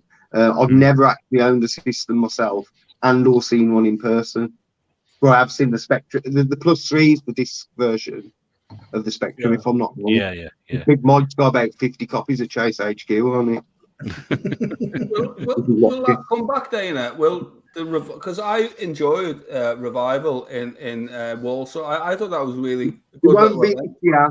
From what I know, it won't be this year. It may be next year, or maybe 2024. It's all to do with how Craig's feeling. So obviously, he's been quite poorly, but he's getting better now. So, not any immediate fans. Whenever I know, I'll let everyone know anyway. All right, mate. Yeah, because that was quite nice. That was almost like a Play Expo just for us. Almost, you know what I mean? Yeah. It's very more 8-bit focused in it. Is Revival, because the guys who run it are all big 8-bit fans. It's very much microcomputer folk. Because I went, I did the Sensible Soccer tournament last time I went there, and you should have entered, mate, because you're fucking good. I finished second. But it was really good to have a big screen with loads of people coming up and playing each other, a bit like Games Mastery, but sensible. Not like Street Fighter, like all the big events always do the same thing. But Sensible Soccer, it was so cool to have a bit of love and appreciation for that. And but one of the best players I know is Cine Steve. You probably met Cine Steve once or twice. Yeah, he's really good. But it was just a nice event that day, and it'd be nice to see it come back if possible. Yeah, whenever I know, because I do get inside information, I'll let everyone know. What I will say, we know where we're going on about, like, everyone shuns Amstrad as the 8-bit computer. I think 8-bit computers get shunned a lot by console snobs in general. Yeah, you do, yeah. You know, like certain people who didn't experience. I mean, I was very young when I experienced home computers. You know, without these home computers, you'd never had your consoles, because this is where all the programmers who made the games for these consoles broke themselves in, sort of thing. Yeah. That's right. I mean, you wouldn't have all this. Going back to that a bit, I went the other way around. In the early 90s, I had a Mega Drive, and I had about 10 games for it. Well, I had Sonic and all the usual stuff. But I bought Lotus, the driving game, on it, and I took it. I brought my mate round from school, like third or fourth year or whatever, and he went, "I'm not being funny, mate. I've got an Amiga, and it's slightly better on the Amiga, and I got it for free. I didn't pay 40 quid for it." So after that, I took it back to. I told my mum and dad I wanted an Amiga, and I got an Amiga, and then that's why I got me affinity for the Amiga. I love my Mega Drive. Don't get me wrong. but I love the Amiga as well. So I've got like a complete mixed history. So I've got no bias for either. But a lot of people, as you say, Dana, only had a console, so they just sort of don't understand the joy of playing computer games. But they don't. Like I always joke. I'm sure the error code used to come up on the screen after I put the tape in, press play, and walked out the room. That error code come on straight away. You know, you used to have to earn to play games. You couldn't just put them in and play them. You had to fucking earn the right to play. I just saw James's comment there. If anyone comes into a 6128, honestly, I'd get one because it's the machine with it. You can see there, you adjust the floppy disk so it's a USB drive, cartridge so you can load on there. I'd regret that because I think the prices of them are going up as well. I'm still looking at Russ's face. Look at Russ's face, though. I've been writing it down. I still got my pen with me just in case. So make What's notes. the pen down then? Christmas list. Yeah. Christmas list. Because that to me now, I mean, I don't need a monitor. I can plug it into anything I want. Well, you can plug a CPC into anything you want now because there's all the sites to the SCART leads and etc. You don't need the monitor anymore. Because let's be honest, the main problem with Amstrads in this day and age is the monitor. A lot of the monitors have gone. But yeah, if you can get hold of one of them machines, I'd say you can make it into not just the ultimate Amstrad, probably the ultimate 8-bit machine because you can do everything on it over that Amstrad period. Do you know what I mean? Plus, as I said before, the Plus, right? If you start looking at the Plus games, they are the. I mean, I'm not even joking here. Like some of the Plus games, because it's such a more capable. I know the Specky had the Plus 2 and the Plus 3, but the CPC Plus was basically the perfect 8-bit microcomputer. They ironed it out. It came out too late, basically. The Plus came out when everyone had Amigas, so it was too late. But it was such a perfected format. So if you can get one for Christmas, Russ, that'd be brilliant. You're saying that though, Steve, but you're right. At the time, it came out too late, and it was a pointless system. But now, when you're talking 20, 30 years on. Yeah. Whenever you look at any system, the last probably 20 games on any system are the best because they've worked out finally what they can push the machine to do. Yeah. And that's the same there. It's the best bit of technology because it's the last bit of technology. You know what I mean? Yeah. Look at Russell's face still. He's like, yeah. You want to go and take Claire that pen? Yeah, I was going to throw it down the stairs in a minute. Right, did you? I must admit, when I saw your 6128 Dana a few months back at your shop, I'd never seen one before. Sean, have you ever seen a 6128 or? That first time. First time, yeah. Yeah, it looks lovely. Yeah, but I'm not buying one. I've just bought another computer, and I said that's it. But that's it. Yeah. I must admit, it's a sexy looking machine. I mean, to be fair, what Dana's showing you tonight is a beautiful thing. I think it is. It is. I like it. The look of it is just it's classically micro, isn't it? It's not even his ass. It's Amstrad.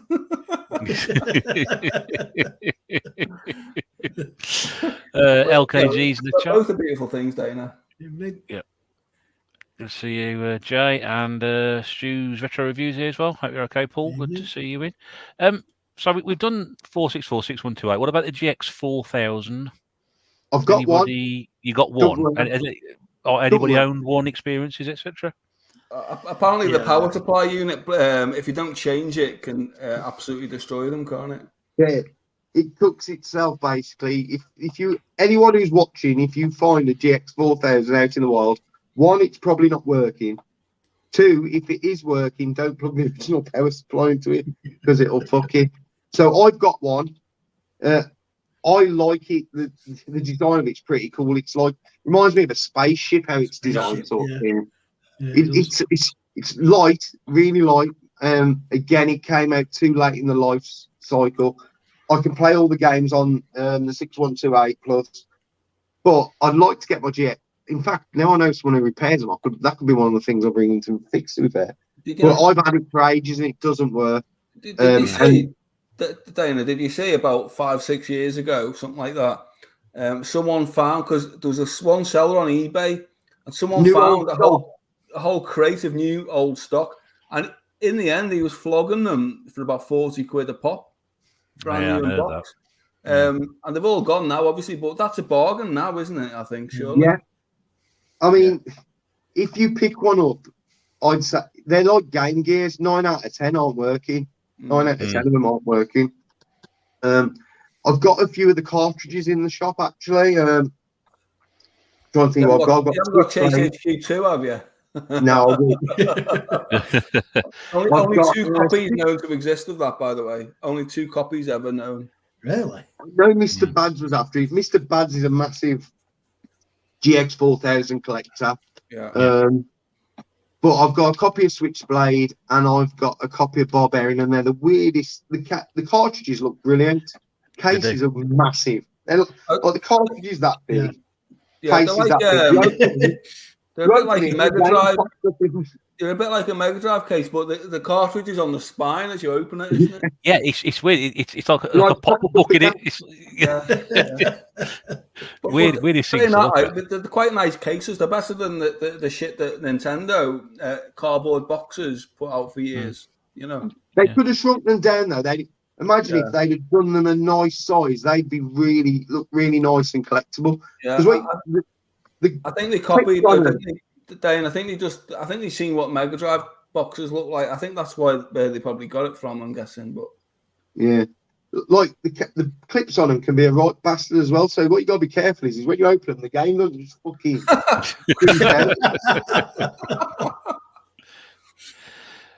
James mentions Burning Rubber. That came with Burning Rubber. Yeah. That came. I think that was a packing title with the GX4000. Yeah. Well. It says there, it says Granted GX4000 had one of those new old stock ones which Steve mentioned, and he sold it with a 6128 as well. Why is he selling all his good stuff? Everybody's selling all their good stuff now. Paul's watching I'm a Celebrity as well. No, not another one. Anyone who's watching now who watches I'm a Celebrity, can you please go over to my channel and fucking unsubscribe? Fucking one of you lot watching Mark's stuff. Don't ring the fucking bell or nothing. Unsubscribe. But Ross, going back to the GX4000, it came out too late. It was a failed system, but it was quite a good system. It only had 19-20 games, something like that, didn't it? It was a small library. But compared to what Commodore did, there's not many bad ones. Because Ocean made most of them, I think, didn't they? They were pretty good. The Batman game. To Commodore, right? Because Commodore brought out the Commodore 64 console, and that was absolute. I'll say this for the second time tonight. That was dog shit, right? And honestly, if you have a look at it, right, and I think Paul Retrobait was in the chat. He's got one, right? Mm-hmm. It's a horrendously cheap looking thing, whereas the GX4000 was a really nice. They actually thought about the form factor. That it looks a bit like a spaceship kind of thing, doesn't it? You know, it looks like a console, which is what it's meant to be. The 64. It looks like something Sega would design. If it was black, it would be something Sega would design back then. Whereas the 64 GS just looks like a white computer without the keyboard. Yeah, that's what I think about the 60. Yeah, you can tell that was done by like the apprentice in the Commodore design department, couldn't you? See, this is where I go back to. If Sugar and Sir Clive could have worked together, maybe a decent console would have come out between the two of them. They could have made the British version of Sega. They could have done that. They could have done it. You know, because after the home computers died off, the British, like I know you've got the fucking what's it called, the Amiga CD32 and that, but we were dead in the water as a country creating home systems, weren't we? We were just we'll create the game sort of thing. We kind of dropped the ball with creating the technology to make the systems. Yeah, it was a shame, really. I mean, I'm a Commodore fan as well, by the way. I mean, I love the Amiga. After that, I've got loads of nostalgia. And the Commodore tried the same thing with, as you say, with the CD32. I mean, to be fair, the mid-90s it was really interesting. It's not like today, which is boring as fuck, where you've got a couple of companies. In the mid-90s, right, you had Panasonic 3DO, Amiga CD32, Neo Geo, you obviously had Sega, Nintendo. There's some Philips more I'm CDI. missing. Come on. Philips CDI. Philips CDI. I mean, actually, there's probably others that we're missing still, isn't there? They all had a go. And as a kid, reading through those magazines and going, wow, look at the 3DO, look at this look at Alien v Predator on the 3DO and all this. It was really interesting time to grow up, I thought. And these days, the kids must go, PlayStation version is the same as the Xbox version. It looks identical. I mean, it's like boring, isn't it? It must be boring. You're splitting hairs now. The current generation, you're splitting hairs, whereas back in the day, each company seemed to have its own identity of what it was doing, whereas now everything, 90% is AAA titles. Yeah. Nintendo, every Nintendo system that's coming out is having some sort of Mario Kart, some Zelda game, all fucking rinse and repeat shit in it. Yeah, that's it. Right. It's a very good point, and I think you're absolutely right, Steve.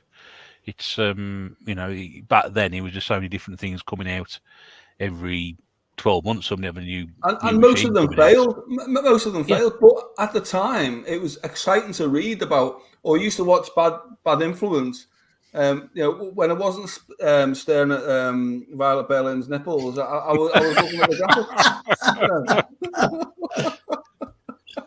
I was a young lad. I was a teenage lad. It's past 9 o'clock now, Russ. It's okay. That's it. Yeah.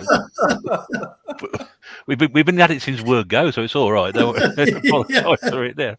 I was desperately wanting that big conic super chair to come out. The one that came with the monitor built in. You can sit down with the flying stick. I tell you what, I always wanted, and there's a name for it, and you guys might know. It's the CRT that was on Bad Influence. And it had like the ridged back. It had like really well. It looked well cool. I know you're on about. It's like a rubber back that like.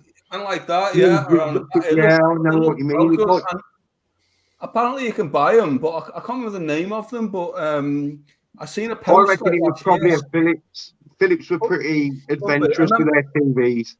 They did the helmet one, didn't they? That's what. I reckon it's probably a Philips because they were pretty out there with designing their TVs back in the day. Yeah, going back to what Steve said, what a time to be a kid, as James mentioned. Absolutely spot on there. Rach says she was at a computer console exhibition yesterday, was playing some bloody thing on the PlayStation 4. The amount of time it took to load in between every stage, I'll never moan about tape again.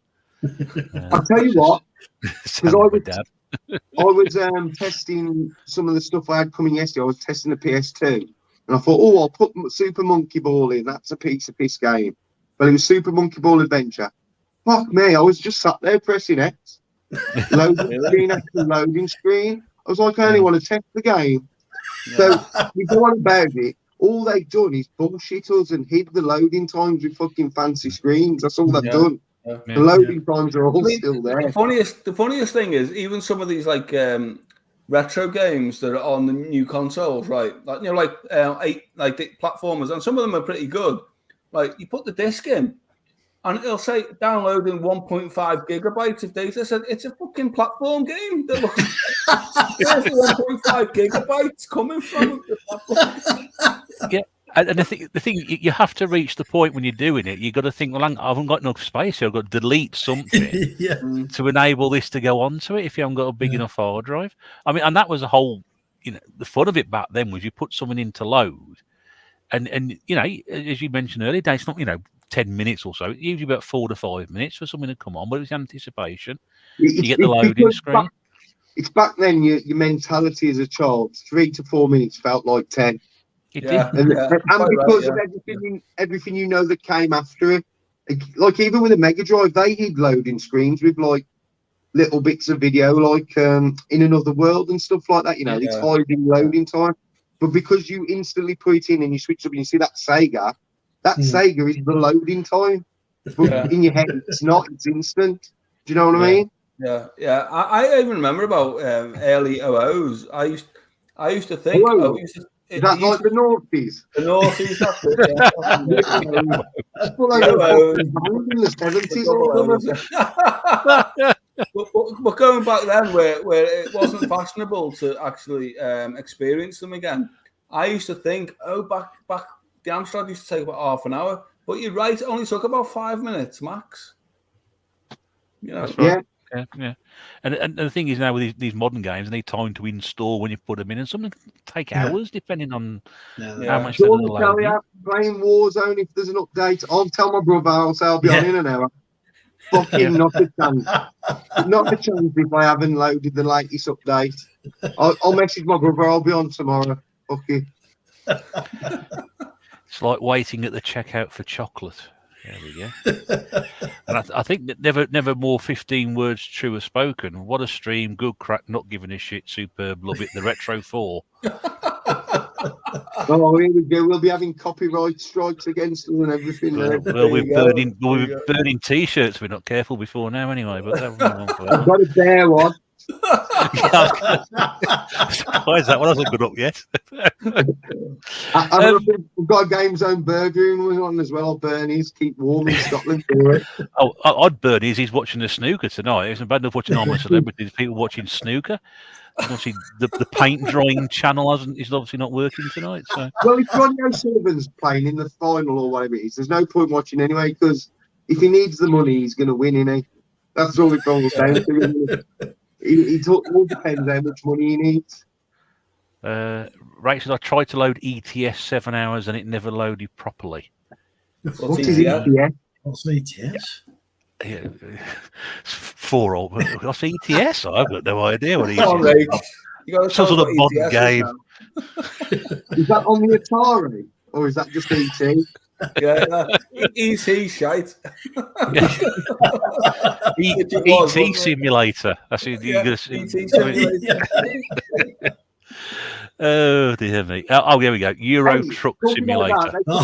You couldn't make ET now, could you? Because imagine if you landed, you go, I need to phone home. You just get your mobile out, wouldn't you? Go, come on. Fucking hell. Yeah, you little shit. Fuck off. Well, it depends if he comes in by boat or not. If he comes in by boat, he's got no chance, has he? But there we go. Depends if he's setting off from France, I think. Come by Albania. Albanian ET, that's the next movie, isn't it? So, just as we get towards the end, I mean, for anybody who's listened to this and is still need convincing, and again, it's probably about at Dana and Steve rather than me and Sean. Yeah. What would you say to somebody who wanted to get into the Amstrad? What would advice would you give them, and what direction would you push them in? Because obviously, you guys have experienced it first. It's for Dana. This so this guy here, right? Just get your prop out again. Show him. The ultimate one. Yeah. I would say if you're not into 8-bit and you've never been into an 8-bit computer, emulation would probably be the first way. Pixel plug, see if you like it. It's really easily emulated now. If you like it and then you want to go deeper and you want to use the original hardware, get something that's an SD or some sort of loader. A lot of the Amstrads now, you can get stuff where you can load either via an SD card. I do believe you can even get attachments where you can load games straight from your phone if you've got the old aux cable in and out. Because it's only just by loading like sound sort of thing, like as you load the tape, you can do it instantly now. I wouldn't go down the tape route because go and watch Novabug if you want to know what loading tapes is like. Novabug, Chris has got a great channel. He does a weekly where he tests Amstrad games. He does 5 and you normally bet how many will work, because the trouble is with any 8-bit tape stuff, it could load on my Amstrad, not load on Russ's, load on Sean's, but not load on Steve. Yeah, it's all chance in this day and age. Plus tape, it degenerates over time. Yeah, the GoTech, that's what I've got in mine, I believe that's what it's called. Yep. That would be my way forward. If you love the tapes, collect the tapes, but know you're collecting them purely probably for their art form. and as a collectible piece, I wouldn't promise that they'd work because a lot of them don't. And say with the variation of the data, what's it? Claire tells me to call them data readers. Oh, She yeah. tells me off to call them tape players. Data Data recorders, readers. aren't they? Data Data recorders, recorders. that's it, yeah. Yeah. That would be my way to go for it. But try it out first, emulation. Do a lot of research on YouTube. You know, if you like us, all joking aside, if you like a Spectrum, if you like a Commodore, you're gonna love the Amstrad. Not saying because all the games are better, but the fun is there. And that's what it was all about. I mean, you've got to remember, I was really young. I was 6, 7 years old when I got one. And I fell in love with it that much that I've gone on the gaming journey that I've gone on now. My parents have invested money, and now obviously I invest money in the sort of stuff. And it may have been the same if I'd had a Spectrum or Commodore, but it's not. Amstrad was my journey. Amstrad was my system. Again, no one at school, like if I told someone at school I'd go on Amstrad, they probably thought I'd go to the doctors about it, you know what I mean? No one had heard of them. But if you love 8-bit, there's 3 8-bit systems really. There's the Spectrum, the Commodore, and the Amstrad. And you're splitting hairs between them because they've all got their pluses, they've all got their faults. Enjoy them all. You know, it's the same with, there's no need to have Sega versus Nintendo. There's no need to have SNES versus Mega Drive. There's no need. No, that battle's finished. That battle's finished now. Enjoy them both. You can have the lot, can't you? Yeah. Well, there you go, Rich Ramble. But yeah, that the 8-bit home computer wars, that battle's long dead. The SNES versus Mega Drive, their battles are dead. Enjoy them all, play them all. They're all games. They're all different systems. They've got their own games. Go out there and enjoy them all. That would be my advice. And buy them from my shop. I was going to say that. I'll come to that in a minute. Steve, anything you want to add to that? How can I follow that up? Fucking hell. Well, I was going to ask you, but he ain't got an Amstrad, so, you know. I'll basically echo what Dana said. Try it on emulation. I mean, most people have probably got access to a laptop or something. Just load a few games. I mean, and the beauty of the systems, and it's quite nice actually, because a lot of younger people do get into all these old systems, and I think that's quite cool. And the beauty about the older systems is that if you played the same game on a Speccy, Commodore, Amstrad, it's a different game. It's a different game. And I think that's the beauty of it. And even if you're a big Speccy fan or Commodore 64 fan, try the Amstrad, because you'll actually find new games that went out on those, and you'll also find new versions of the games. And it's all about the experience, isn't it? At the end of the day, playing new games, new graphics, and just that, you know, it's just finding new things out. And that's what I would recommend. Try it on emulation. If you want to then go down the hardware route, and this is well, look what Dana's got there. That's the ultimate. You don't have to go for the ultimate. You can go for just a CPC for the midterm, because you can get a GoTech for the CPC. Yeah. I mean, look, that's where I've advanced to. Up until 7 months ago, I was happy with my CPC. Yeah. You know, it's like anything else. If you start off with something, you expand to it, don't you, and get to the level that you want it to, sort of thing. Yeah, so you can get the GoTech for the CPC, because they're a bit more common than the Plus that Dana showed. That's getting quite expensive. I think you said earlier, Dana, it's very desirable, isn't it? It's very desirable what you've got there. It's because they know what they can do with it now. You know, like with modern technology, with the SD card and the USB loading systems, it opens up a world of opportunity, because a lot of us now don't have time to sit and load tapes, whereas I can flick that on and I've got. And it's best not to load them, as you say. As you say, Chris's channel, he's actually, I think he started the stream now or something. So when we finish, and everyone on here, if they want to jump over to Novabugs, that would be good for him, I think. Yeah, if you want to know about Amstrad, jump over and watch Chris's channel. Yeah, because his channel is quite good, because what he does, and he does it for the channel. He tape tests, and that's all he does on that channel. For that stream, he does. He'll get. He's got a couple of CPCs, and he does test tapes. And as Dana said as well, though, if you wanted to collect you're better getting a GoTac to play and just keep the nostalgic games on your shelf because tapes are they wear out. Tapes wear out, and they're 30 or 40 years old now, so they're not going to be in the best nick. A lot of them, No. And fucking Steve taped over half the games anyway.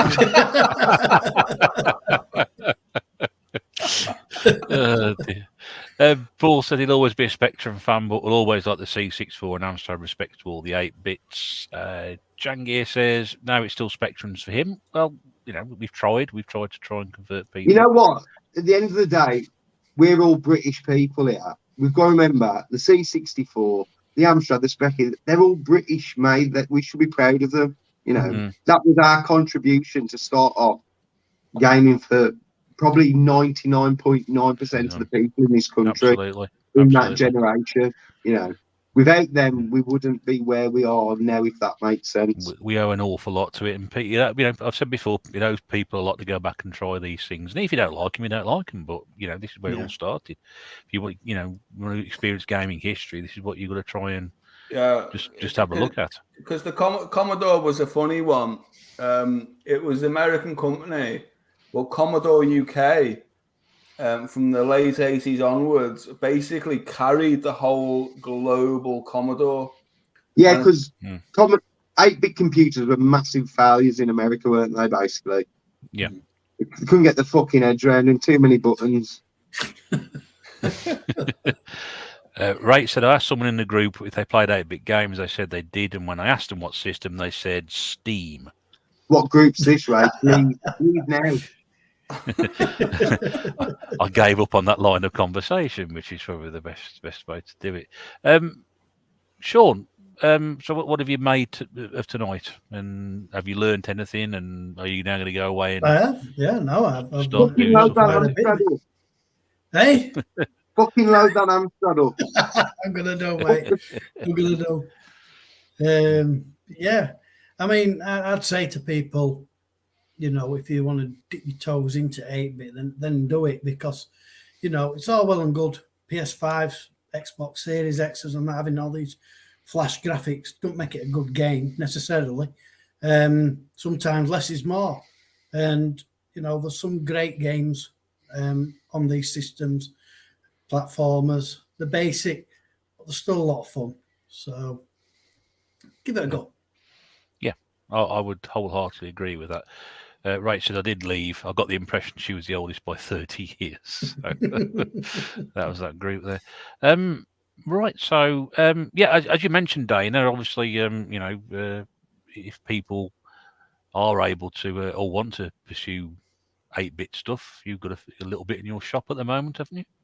Yeah, I should be having a lot more coming in the new year. I mean, we know because locally, I'm probably one of the few gaming shops around here who focus on the 8-bit computers. A lot of the other shops don't bother them, don't really value them, and that's not me slagging them off. That's just their choice. But to me, without the 8-bit, we have nothing that comes after it. So it deserves that little corner in my shop where it's just dedicated to 8-bit computers and software and joysticks, etc. But the shop's got much more, hasn't it, as well, Dane? It's got loads of 80s toys and stuff. Yeah, toys, video games, but I will always have that 8-bit section. I mean, that 8-bit section is going to get bigger. I know that in the new year for a fact. But it needs presenting because it's as I say, it's shunned upon by console snobs. And I get it, man. The retail space of the 8-bits is not as glamorous as, like, say, some of your SNES, your NES, and your modern stuff. But sometimes it's not all about my retail space. I like going in there and I like seeing the tapes and looking through it. And I think a lot of customers go on a trip down memory lane when they see them. It must be nice to see if like a customer that's not that's kind of just popped by randomly rather than being into the scene. And they've seen, like, I don't know, a Dizzy game for the first time in 35 years. They must have, like, a nice expression on the face, I imagine. Well, because I do the balance of toys and games. I'll get toy collectors coming there. There was a lad who came in the last thing yesterday, bought a few Thundercats figures, but then he spent 20 minutes looking through all my games going, God, I remember this. I remember that. And then you get the vice versa. You get the games collectors who wander into the back room and see all the toys. Yeah. I just think the two hobbies go hand in hand, because at the end of the day, computers and consoles were toys, weren't they? No one bought them to do fucking word processing, did we? Well, unless you had the Amstrad on the 12-pack, of course. Oh dear. Yeah, so Pixel Plug T's going to play Chase HQ after the stream on Amstrad, and he also needs to visit your shop. I'm gonna do. I need to visit. I need to visit the shop as well. I need to bomb up the M5, mate, and pay you a visit. So I will drop you a text. I will drop you a text, mate. Brilliant. I'll even get the kettle on for you now. Now I can get to it. Get the cans out, lad.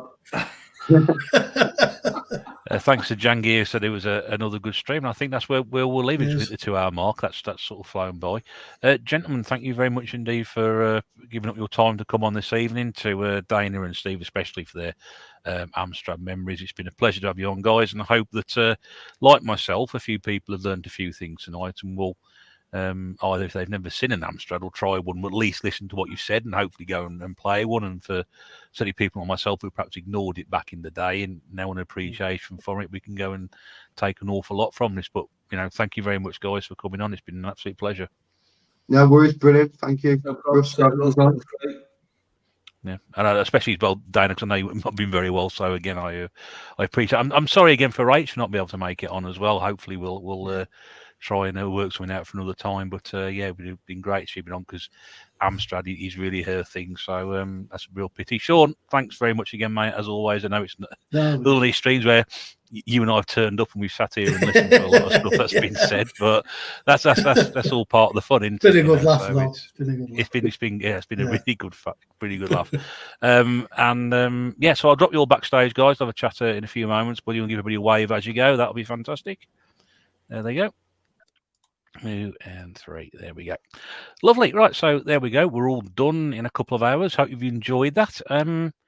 Yeah, I've learned a few things, and I think that's always a great part of these streams, is that a lot of these top things coming on, I don't know an awful lot about it. Yes, I've got an Amstrad sat here in front of me, but I don't know much more about it. So to have people on have played on them and experienced them when they were younger is quite fantastic. So if you've not seen one of these before or not know what it's all about, I hope you learned something.